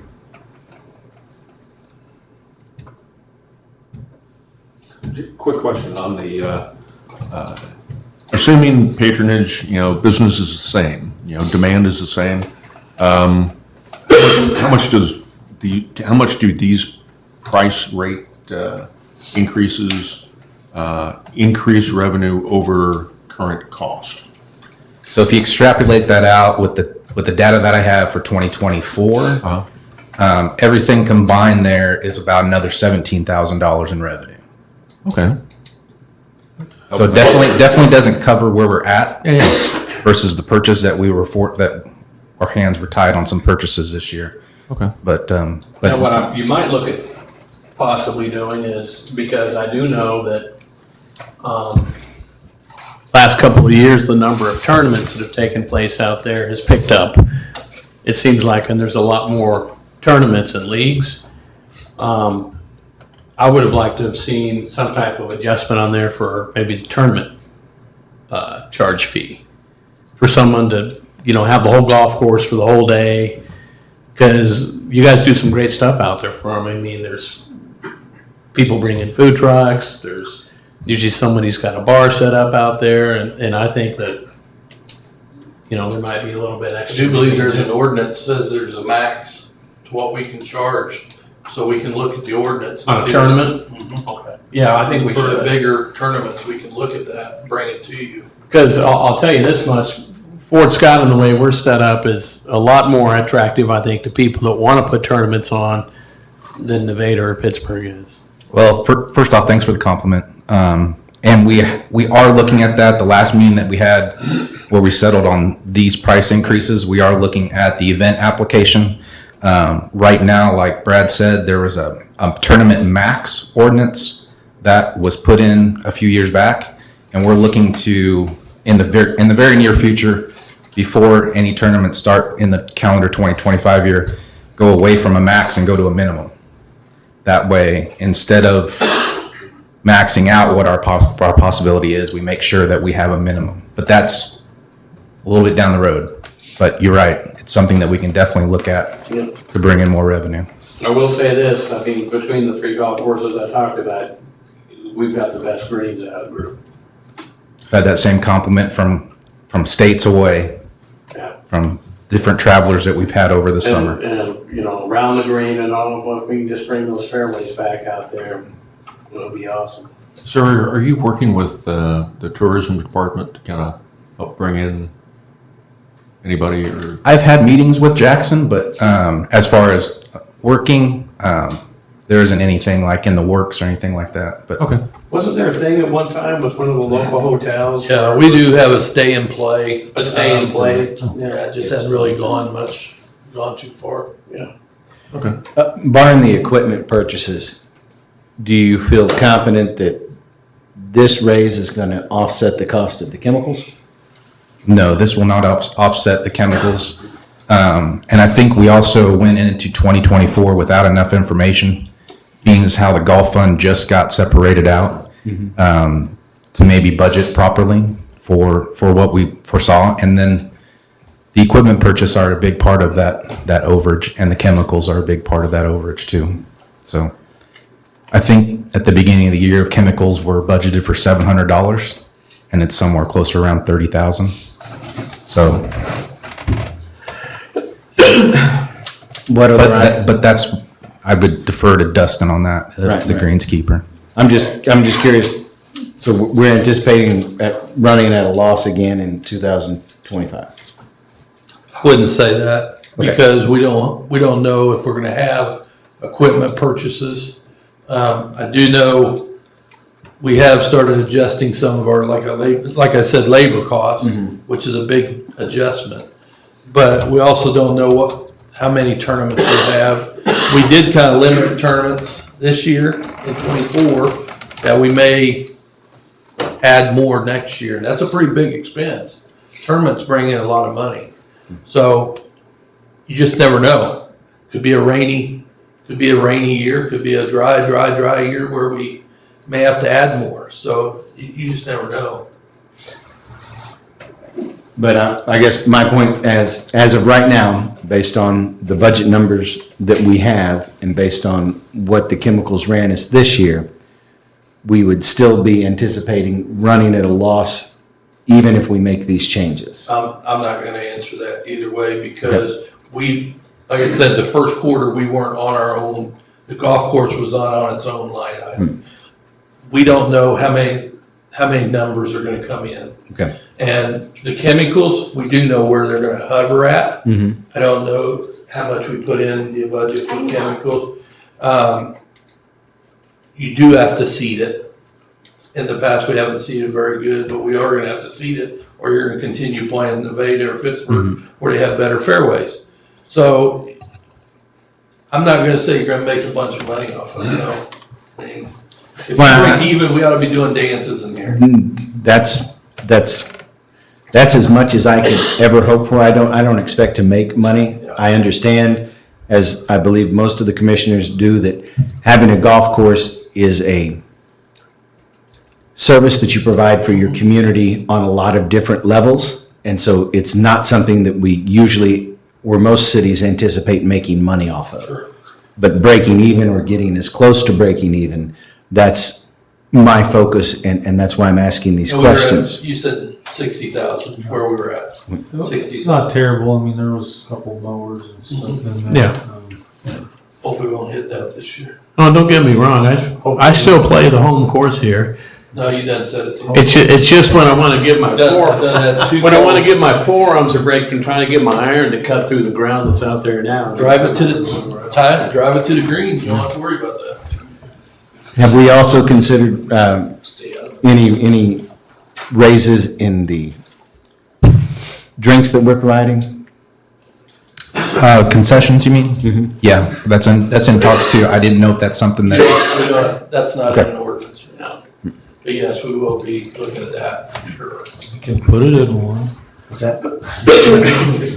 We are very attractive how we price our beer and stuff out there. Yeah, we've got good pricing. I think we could stand to probably bump that up a little bit to help offset more, but it's just my opinion. And trust me, when I'm there, we feel the cooler too, and why wouldn't you? It's a great price, so. Yeah. $50,000 in alcohol sales, so. I would move to approve the updated Woodland Hills Golf Course rates. Seconded. Matthew Wells, Yes. Dylan Olson, Yes. Catherine Salisbury. Yes. Tim Banducci. Yes. Tracy Dancer. Yes. Steve, thank you. Thank you, Steve. Thank you, Commissioners. All right, item C, consideration to approve ordinance number, let's see here, wages ordinance number 3779. This is an ordinance that we have to update each year. It did not change except for a couple position titles. The numbers are all the same.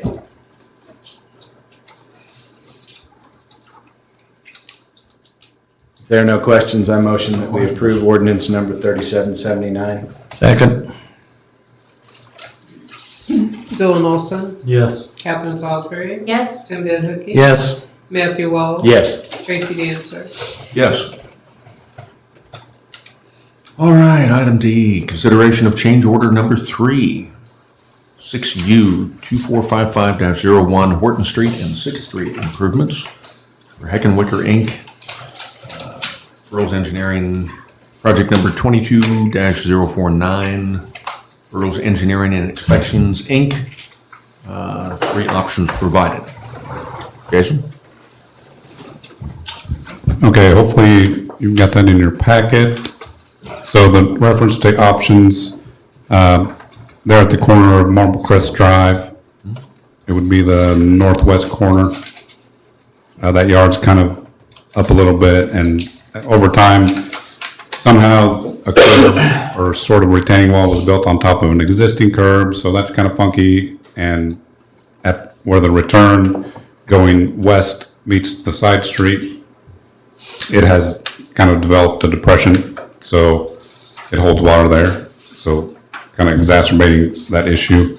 So he kind of laid out 3 options, going from the kind of the cheapest, maybe easiest for them, up to like a more complicated, more costly option from $4,250 all the way up to $12,008. The intermediate option, which is, I think I prefer it myself, is to remove that double curb with the wall and grade that yard back at a manageable slope, and then pour back a normal curb on the roadway along with that pavement at that quadrant of the road so that it can drain properly and we don't have to deal with that in the near future. So that's kind of explains the option. The rest of the items, we referenced 1402 South Horton Street, curb and gutter. So at some point, I don't know if that was the driveway or what they did, but they basically just knocked off the back of the curb and gutter. So it's just all choppy and kind of hard to deal with. So recommended taking that out and putting in an actual new curb through there, 102 feet at 1414 South Horton. There's a nice kind of mature tree in the yard. It was back a little ways, but once they started digging, you start getting into roots a little bit. So in order to mitigate damaging that tree, we recommended putting kind of a protection curb on the back side of that sidewalk so that they didn't have to cut back into those roots further. So that's that item. And then we talked about the corner at Marble Crest Drive. And what else was there? I think that was it. And they requested 3 additional days for that option 2. For a total request of $19,093 for change order 3. Any Jason, questions? Yeah, that yard there at the northwest corner of Marble Crest and Horton. Yep. Is that the retaining wall there? Is that the property owners or is that? It's on the city right away, so Okay. whether the property owner did it themselves, who knows? But it is definitely, Okay. it's on the street. I mean, if we So- grade it back for drainage, what's that do to the person's yard? It will, I mean, we'll probably have to go back in at least 10 feet to make that a, because it's pretty steep now. Yeah. It kind of drops off, so, and I can have the contractor kind of talk to the homeowner and say, do you prefer to keep that? But I can't really because the sidewalk's going through there. So Yeah. it kind of helps the sidewalk, in my opinion, because we can't go more than 5% slope. Wow. But a yard can be a 25% slope and still be considered mowable, even 3-to-1. But, so either way, we're gonna have to cut at the corner. So it kind of supports, grading that out anyway. So we'd be grading that yard back from, I guess, east to west to get the sidewalk in, which is why at the tree, we want to put in a protection curb so that we don't have to go as far back. But then around the corner, there's nothing in our way. We might have to adjust, the water meter may be in there somewhere, but I was just wondering if it was possible to move the retaining wall back, if that's, instead of grading the yard. we could kind of put a step in there. I don't know if he'll want, I'm just wondering, I mean, what that'll else cost more money. Yeah, to what do is it that. gonna do to that person's yard? Yeah. I guess.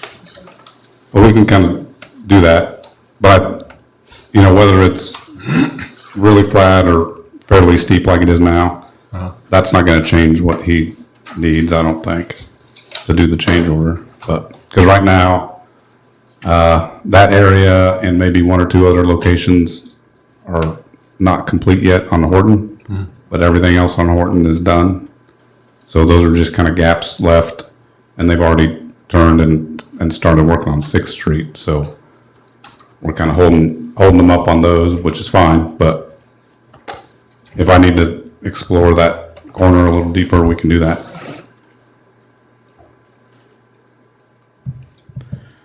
The main issue that had been brought to me was fixing there at Marble Crest Drive where it comes into Horton and that It's hard dip really dip. right there. Yeah. And so this will take care of that issue, which is the one thing that the citizens in that area had approached me about. Because this solves that issue, I would be in favor of moving forward with this. And if no one else has any questions or concerns, I'll make the motion that we move forward with change order number 3, option 2. Seconded.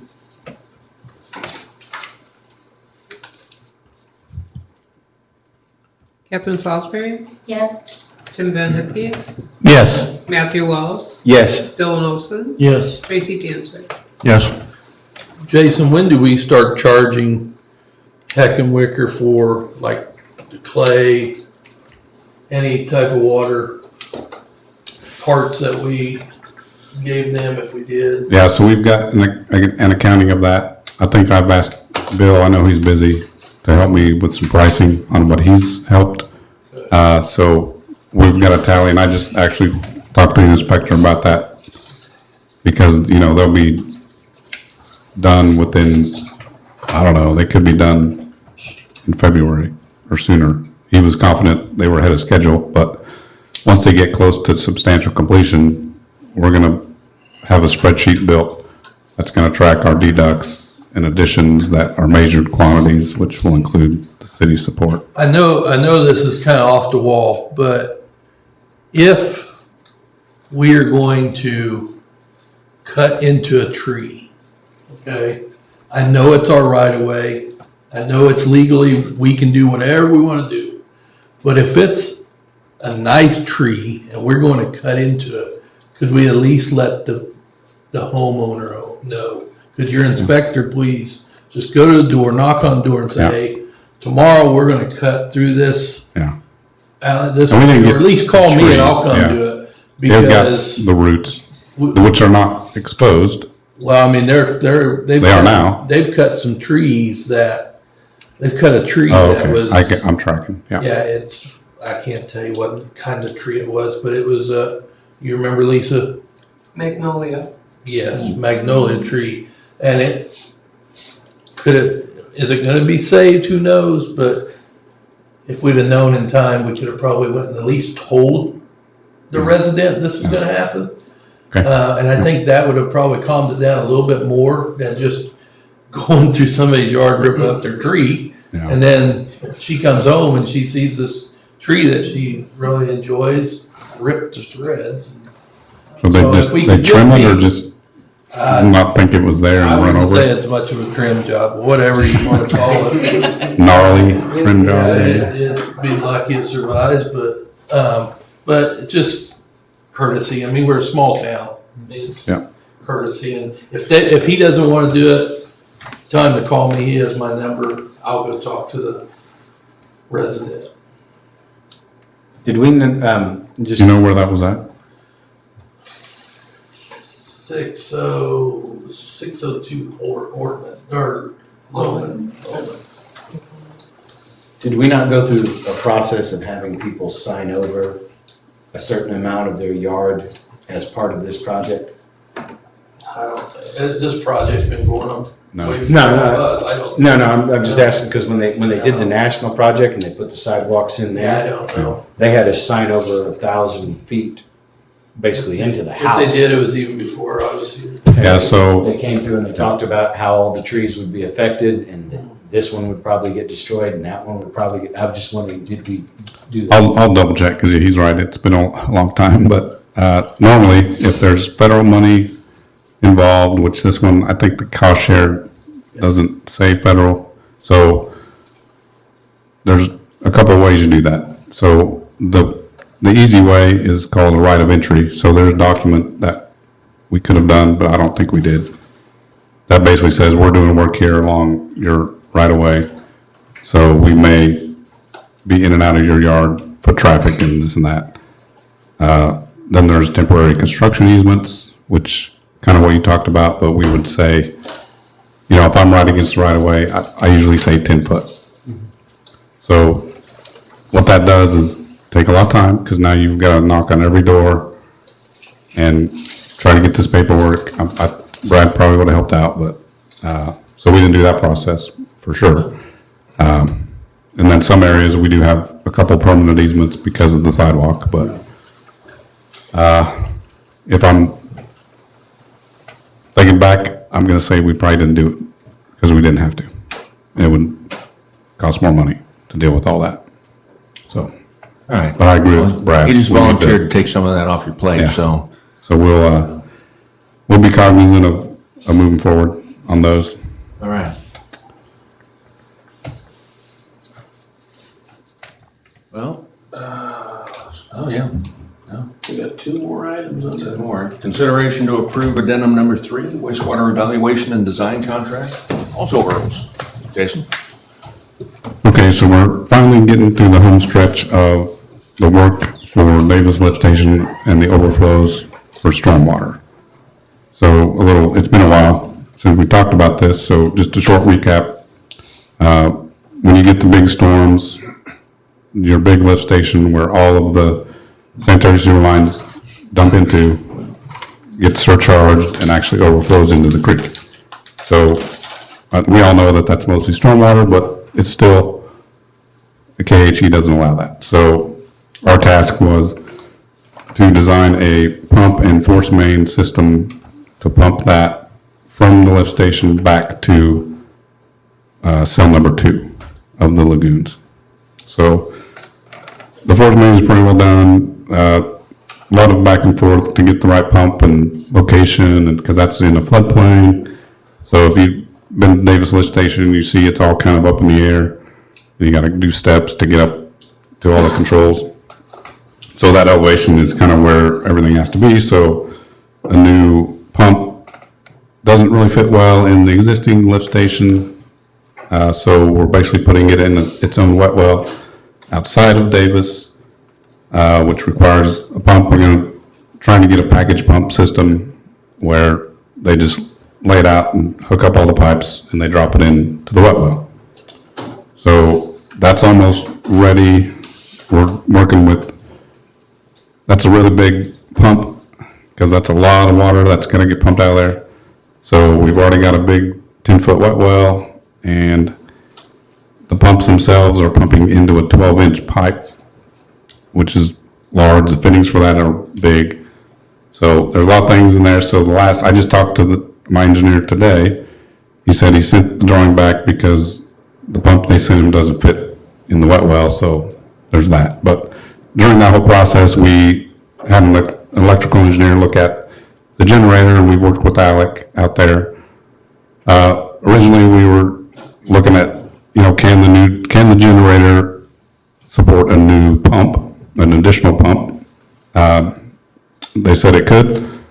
And then talking with Alec, and I think he talked to Brad, that generator's old enough, it's due to be replaced. So this is to do the work and additional plans to replace the generator at Davis Lift Station. In a nutshell, long story long. Long story on long. that.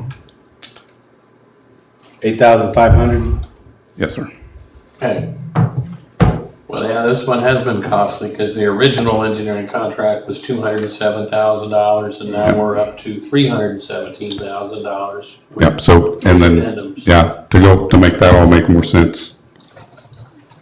So back in 2021, probably in the spring when we started, this is the same contract where we did an evaluation of the wastewater system, which included the mechanical plant, the lagoons, the Davis lift station. That's how we got to replace the grit chamber. What else? There's a pump down there. The aeration was in there. So all the improvements that have occurred out there are basically tied to this contract. So any plans that we've produced, specs, all that stuff. And this is one of the ones that had to be corrected according to that letter that we got from KDHE. Correct. So the summary, the bottom line is the lift station cannot overflow, so we have to capture that surcharge and get it piped to the lagoons. And the last hopefully change to make this complete is we're doing a new generator, which requires, we got to do the wiring and get all that laid out. And then we're working with Evergy. Have we already purchased a generator? I don't think, I can check on that. Because, if we did, I don't think so. Well, then how do we know that the one that we had wasn't going to work? It's just aged out, essentially. They were gonna try to reuse the original. Oh, okay. Yeah, so originally we were gonna try to use it, but it's kind of to its lifespan, essentially. It's a good generator, I'll take it. I don't know. When we bid it, you can talk to the contractor. But so we're working with Evergy. And again, if you've been out there, there's a power pole that looks like it's just like a lollipop with transformers, big ones. And you wonder how it stays up. Now we need another transformer that is bigger, probably. So They wanted to put it on the ground, but we said, no, we're floodplain, so they're working through that now as well with Evergy. And that'll tie into our plans wherever Evergy decides to put the new transformer. We'll show that on our schematic. So Jason, what's left on this project to design? Really just the new generator, I think, is where we're at. Because the pump, like I said, we had a little issue with the pumps fitting in the wet well that we're sorting out this week. Hopefully be ready next week, or we're kind of at the mercy of the supplier on that, but just to make sure that what we show dimension-wise matches what they're going to provide, because it comes all put together. Okay. Do you anticipate that there will be any additional overages on this project? Did I say that last time? You say that every time. Every time. I cannot tell the future. No. We're far enough along, I don't anticipate. Again, like I said, this started in 2021. Oh, yeah. For all intents and purposes, so we're ready to get it put together and get specs and get it ready to bid and have that out. So I will say this time, no. Okay. Chair will entertain a motion to approve or not. A motion we approve amendment number 3, wastewater evaluation design contract. Seconded. Tim Van Hookey, Yes. Matthew Wells, Yes. Dylan Olson, Yes. Catherine Salisbury, Yes. Tracy Dancer. Yes. All right, item F, consideration to approve invoice number 17683, Earl's Engineering and Inspection for the amount of $3,542.37. Jason? For the C-Clip project. Yep, so this is Wall Street. Basically our efforts for November, which weren't very much. That one, we're getting to a point where we've got to get a submittal of plans to KDOT for review. So it's clean up some things on that, utility plans. So normally this is, I think, a consent agenda item because it's already been approved, but he was generous enough to say, would you like to get paid this year or next year? And I said, sooner is always better. So that's where that is. All right. Anybody have any other questions? Anybody like to make a motion? I would move to approve payment number 8 for invoice 17683 for the Wall Street C-Clip engineering project. I second.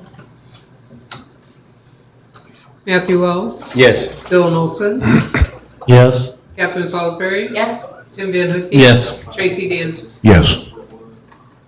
All right. Thank you. City manager comments? I'd like to have an executive session. Okay. What is the purpose of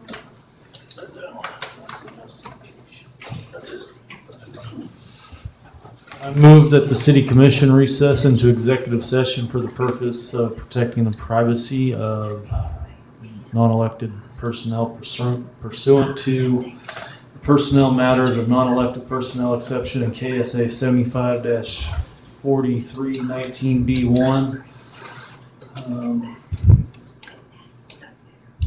The open meeting will resume in 7 minutes. 7 minutes. 5 of us have been me and the attorney. It will include, the executive session will include the 5 city commissioners, the city manager, the city attorney, and the meeting will resume in the city commission room at 8:10 PM. Second. Catherine Salisbury, Yes. Matthew Wells. Yes. Tim Van Hookey. Yes. Dylan Olson. Yes. Yes. Tracy Dancer. Yes.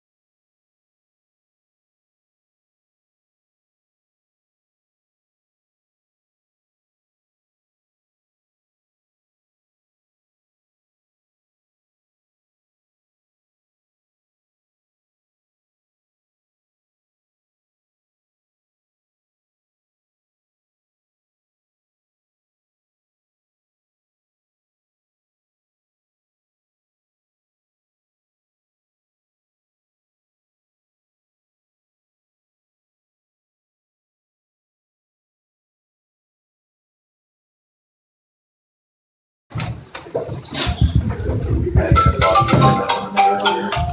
that's what I'm thinking. I think I gotta get out of here.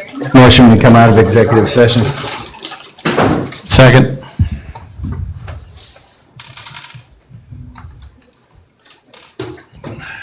Dylan Olson, Yes. Tim Van Hookey, Yes. Kathy Wells, Yes. Catherine Salisbury, Yes. Tracy Dancer. Yes. All right. Oh, Jason, you still here? Yes, sir. Got any comments? Oh, Did you have? No, I'm good. No comments. Have a Merry Christmas, everybody. Sorry. Yeah, my only comment really is saying Merry Christmas. I brought our Earl's chocolates for the commissioners and Brad and Lisa and your department heads, and you can do with however you'd like. So those are out in the hallway. Don't get them mixed up with what the hell. Would you be offended, since we're elected officials, if we, rather than accepting them, if we would donate them to the employees of the city for their That's fine. Christmas That's party? fine. Do whatever you wish. Yeah, I'm leery about taking I anything understand. free from Yep. anybody. Yeah, that's all. But if a commissioner that does want theirs, go ahead and sneak them out the back door. But I'm not taking mine. all right. Commissioners' comments. Let's go clockwise from Mr. Wells. Started, I'm gonna take off. Yes, I'll be Ms. right back. All right, Merry Christmas to you. Bye, Merry Christmas. Jessica, if you have an opportunity, can you provide a breakdown on the stormwater stuff that I asked about earlier? The fund we amended, or? Yeah, no, not the fund we amended, in the general fund, the 8 million that we budgeted versus the 6 million that we spent, and I know a lot of that's bond payments, but if you could please give me a breakdown of that, I So would you're greatly looking appreciate it. for what hasn't been spent yet, or? What has and what is still expected to be spent by the end of the year. Yes, we can do Please, that. thank Yeah, you. sure, Appreciate it. yeah. I think that's mainly just because we had the money there, so the budget, to spend it, and then. I understand, but I have some concerned citizens who are always wanting to have some good answers about the stormwater funds anytime that there is a note like that can create an issue. I just want to be able to have the information to provide to put them at ease, because they are citizens, they do pay our taxes. Yeah, I know that the transfer to the capital, the depreciation expense hasn't been made yet, so I think that's a big part of that. Okay. And then some of the bond payments haven't been made. Yes, ma'am. But yeah, I can get you a breakdown. I appreciate it very much. Yeah. Thank you. All right. Merry Christmas Thank and you. drive safe. Merry Christmas. Nice to see you all. You too. Um, Thank you all. Brad, I had a couple of people reach out. They're at Horton Street, where the sidewalk comes along and 6th Street turns into Horton. Right there at the corner is where we're going to have the cross, because of the garages that are built in the city right-of-way on the one side of Horton. So the sidewalk's actually going to cross Horton, right where 6 turns into Horton. And that is going to be people walking back and forth across that roadway. So the concern is there some kind of flashing light system or something that we could look into Pedestrian crossing? that could be put on 6th Street? On Horton, I believe they're going to see the people, but the concern is about the people coming around the corner on 6th Street, the way they fly around that corner. I'd say a pedestrian crossing sign would be the best way. Yes, with a flashing Crosswalk. light or something, yes, sir, if at all possible. Yeah, we can Just do something to look forward to keep that area as safe as we could. Speed bump. Maybe a water main will break. We don't want any more water mains to break. And then I was completely unaware that the hours at the gym there at Buck Run had been changed. My understanding is people used to be able to go lift as early as 5:30 in the morning. Lifting's open 24/7. 24 hours, okay. So just the facility's not open Facility until isn't 8. Because Dave Fly retired, Okay, I do not know exactly what the hours are. I'll have to ask Luke, it's not. No, but you're right, I've the got gym it. is open 24/7 for the weight The permit. weightlifting, Okay. and I think the racquetball thing. All right, so it's just the rest of the facility that doesn't open till 8? Okay. That's a clarification, Rick, so good, thank you. Yes. 'Cause that was my concern based upon that information. Okay. And I will tell you, since we went to 24/7, you've doubled in memberships. Oh, yeah. It's incredible. There's a lot of people that like to work late nights or work out very first thing It's in the morning. incredible how much it's, Yeah. 4:30 is a very popular workout time, surprisingly. You'd be in the amazed. morning. I don't know. Oh, yeah. There is a. That's the time to get after it. There is a 4:30? Yeah. I'm gonna go to bed at that. Seriously. Everybody doesn't wake up at 4:30? Every now and then. Not on purpose. I'm sometimes still Well, up. intentionally. I get up at 5. On top of that, I just want to give a hearty thanks to all of the street crews. We had that water main blow up over on 12th Street, and I know everybody thinks that I'm getting a new road, but it is only because we had a water main break, and those guys have been working themselves in circles to try to get that done as quickly as possible. And they didn't have to work this hard, but I've seen them every day because I live on that corner, and I'm just thoroughly proud of our guys and everything that they do to keep this city going, and just want to take a moment and honor them and say thank you for all your hard work this year. There's been so many projects that have gotten done throughout this year that nobody knows about, but those guys have got them done. They repaired so many things from the flood that nobody will ever see, but they still got out there and did it. They've worked in the freezing weather, fixing leaks, getting blasted, and I've never heard any of them complain. And they were out there today pouring concrete like madmen, and they were just jovial and having a great time, and that's what I love to see is guys that love our city that much, having a good time, getting work done, and providing for the citizens. So thank you, Brad, for your leadership to them, and just make sure that they all know how much we appreciate everything that they're getting done No, for I do us. appreciate that, and you're exactly right. Nobody understands what a city worker does until they actually get in the hole with them. You know, it is, when you get that phone call, when it's sleeting outside and it's 5 degrees, and the only thing you don't want to hear at 4:30 in the morning, we have a water main break on Horton Street. And you go up and you have to go, first you gotta find all the valves, you fall on your butt because it's icy, and then you get a wrench stuck to your hand because it's so cold. That's a tough job. And I do appreciate everybody that works for us, because the street guys, everybody, all the police officers, firemen, everybody, they do a lot for just the love of it.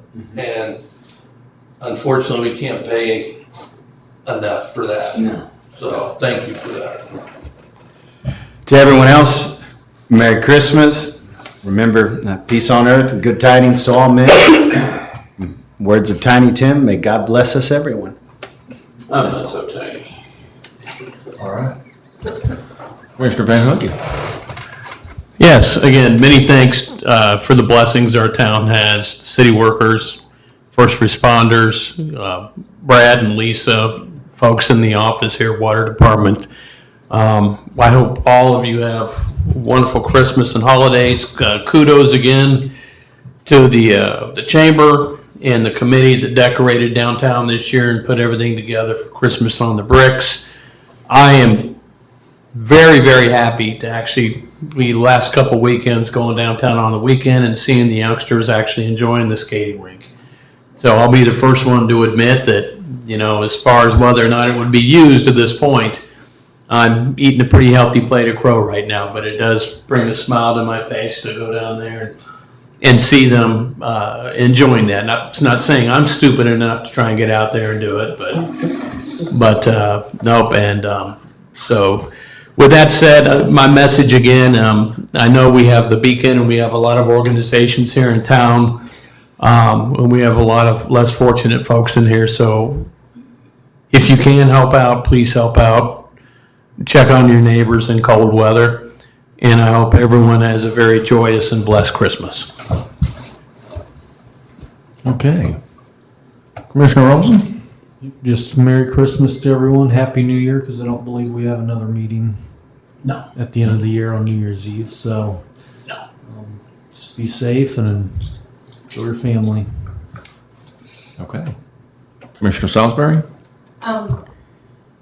Well, in addition to the happy holidays that I will be saying in concurrence with everyone else, I want to go back to what Ms. Betty Rowe, I believe, was saying about, I kind of didn't quite understand. Are you saying that like it's too cold at Buck Run? Was that the point? Yes. Okay, is that something you could talk I already about? got it on there.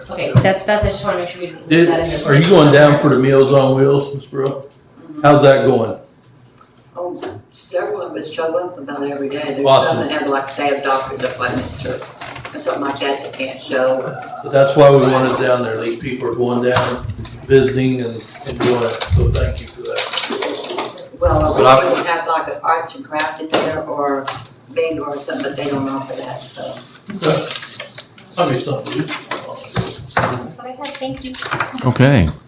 Well, I'm violating my own rule here. I wanted to take a minute, echo everybody else's thanks, particularly the city employees, civil servants out there. I did a reserve drill this weekend, and everywhere I went, I was in uniform, and they said, "Thank you for your service." And of course, I said, "You're welcome," and it's an honor to serve. But for all the civil servants and city employees who may or may not wear a uniform and probably don't get the thank you. Thank you. There's a million other things you could be doing, but you're here, providing a service to the citizens of this city, and thank you. I did have a few questions, I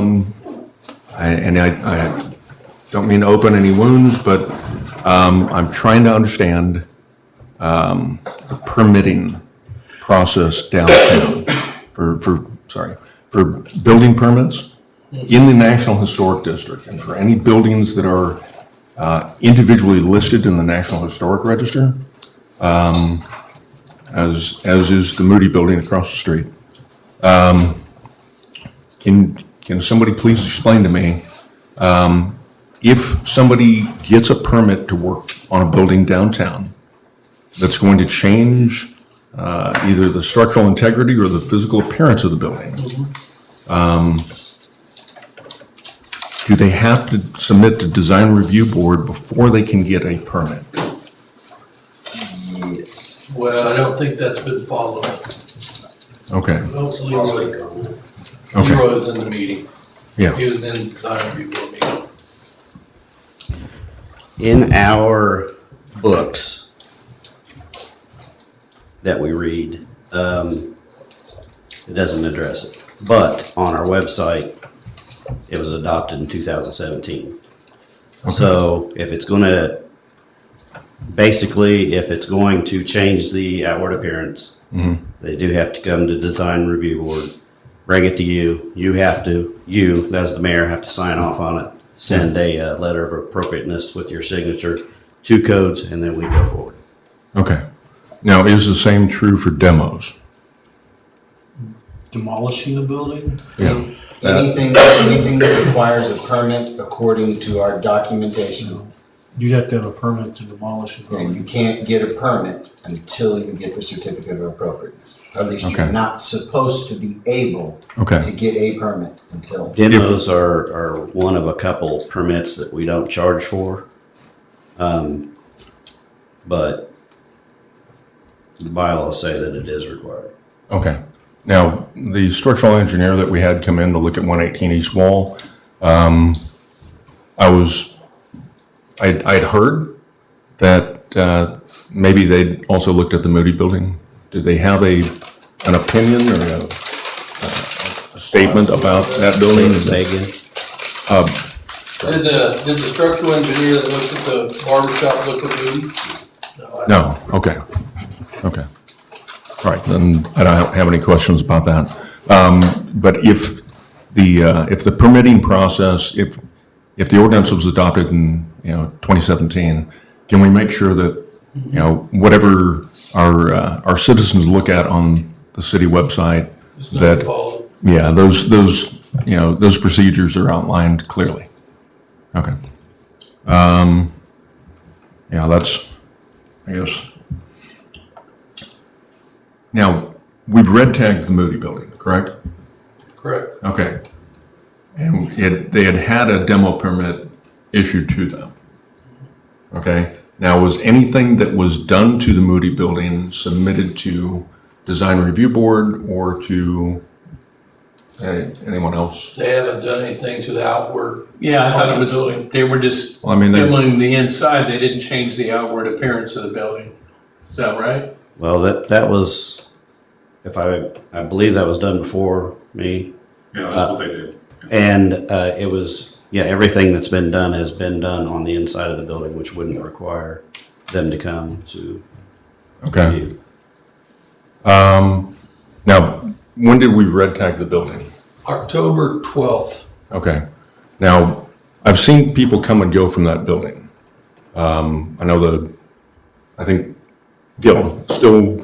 He's getting his Is he- stuff out of there. Okay. He needs to get his stuff out. He's right? already been. I mean, so that we have a universal, you know, declaration, so that, you know, if we shut down the barber shop building and we say nobody goes in or out because it's a safety hazard, if we're doing the same thing over here, there needs to be nobody going in there. Because at this point, if something happens to that building over there and it collapses on Gil, we're liable, right? He's been notified and been told to vacate. So Okay. I believe that we've done our due diligence. We've done everything that we're Now, as far as, required to do. If somebody trespasses and they get hurt, it's not our fault. that's something that I can't control. So to put that back on codes, we're not a law enforcement agency. There's nothing we can do about it. Besides call the police. Okay. All right. Well, I wanted to take one more moment to thank my fellow commissioners, city attorney, city manager, and all the city employees for the past year. It has been a distinct honor to be the city's mayor. I very much appreciate the opportunity. I understand now why Commissioner Wells asked for a second year. I understand. I get it. And I thank you. And if you don't want me to serve a second year, I understand that too. But I thank you most and overall for helping me realize, except for tonight and a handful of other nights this year, my goal of implementing and instituting brevity. Because we all have better things to do than sit around and listen to me talk. All right? And for that, thank you. Merry Christmas to everyone. Happy New Year. And, you know, oh yes. And final word to I'm always the oh yes. city attorney. Nobody pays any attention to the lawyers, ever. I don't want to. Use your microphone, Bob. I don't have anything important So to we say. cannot hear you. I don't have anything important to say. I want to echo the spirit of wishing everybody a Merry Christmas. This is one of the better groups that I have ever worked with, had the privilege of working with. And to talk about the community spirit and helping one another. My wife the other night says, I'm going to run wherever she was going. And about an hour later, she comes back and I said, would you buy everything there? And she said, well, I was driving by the public safety building and out front were the firemen collecting toys. And I didn't have any toys in the car, so I went immediately and was stocking up on boxes of toys and ran into our ex-police chief's wife who was in there. And she was buying toys and says, what are you doing? She says, well, I drove by and she said, me too. And so just because they were outside doing something they didn't need to do resulted in lots of hopefully happy kids with brand-new things that they had requested. That continues to happen in our community. And I'm a little bit like Commissioner Van Hookey. I was thinking that skating rink would probably be okay. I did not realize the amount of okay it was going to be. And I think you all are to be commended for that.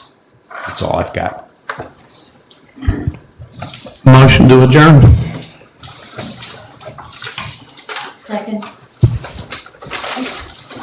Catherine Salisbury, Yes? Matthew Wells. Yes. And Ben Hookey. Yes. Dylan Olson. Yes. Tracy Dancer. Yes.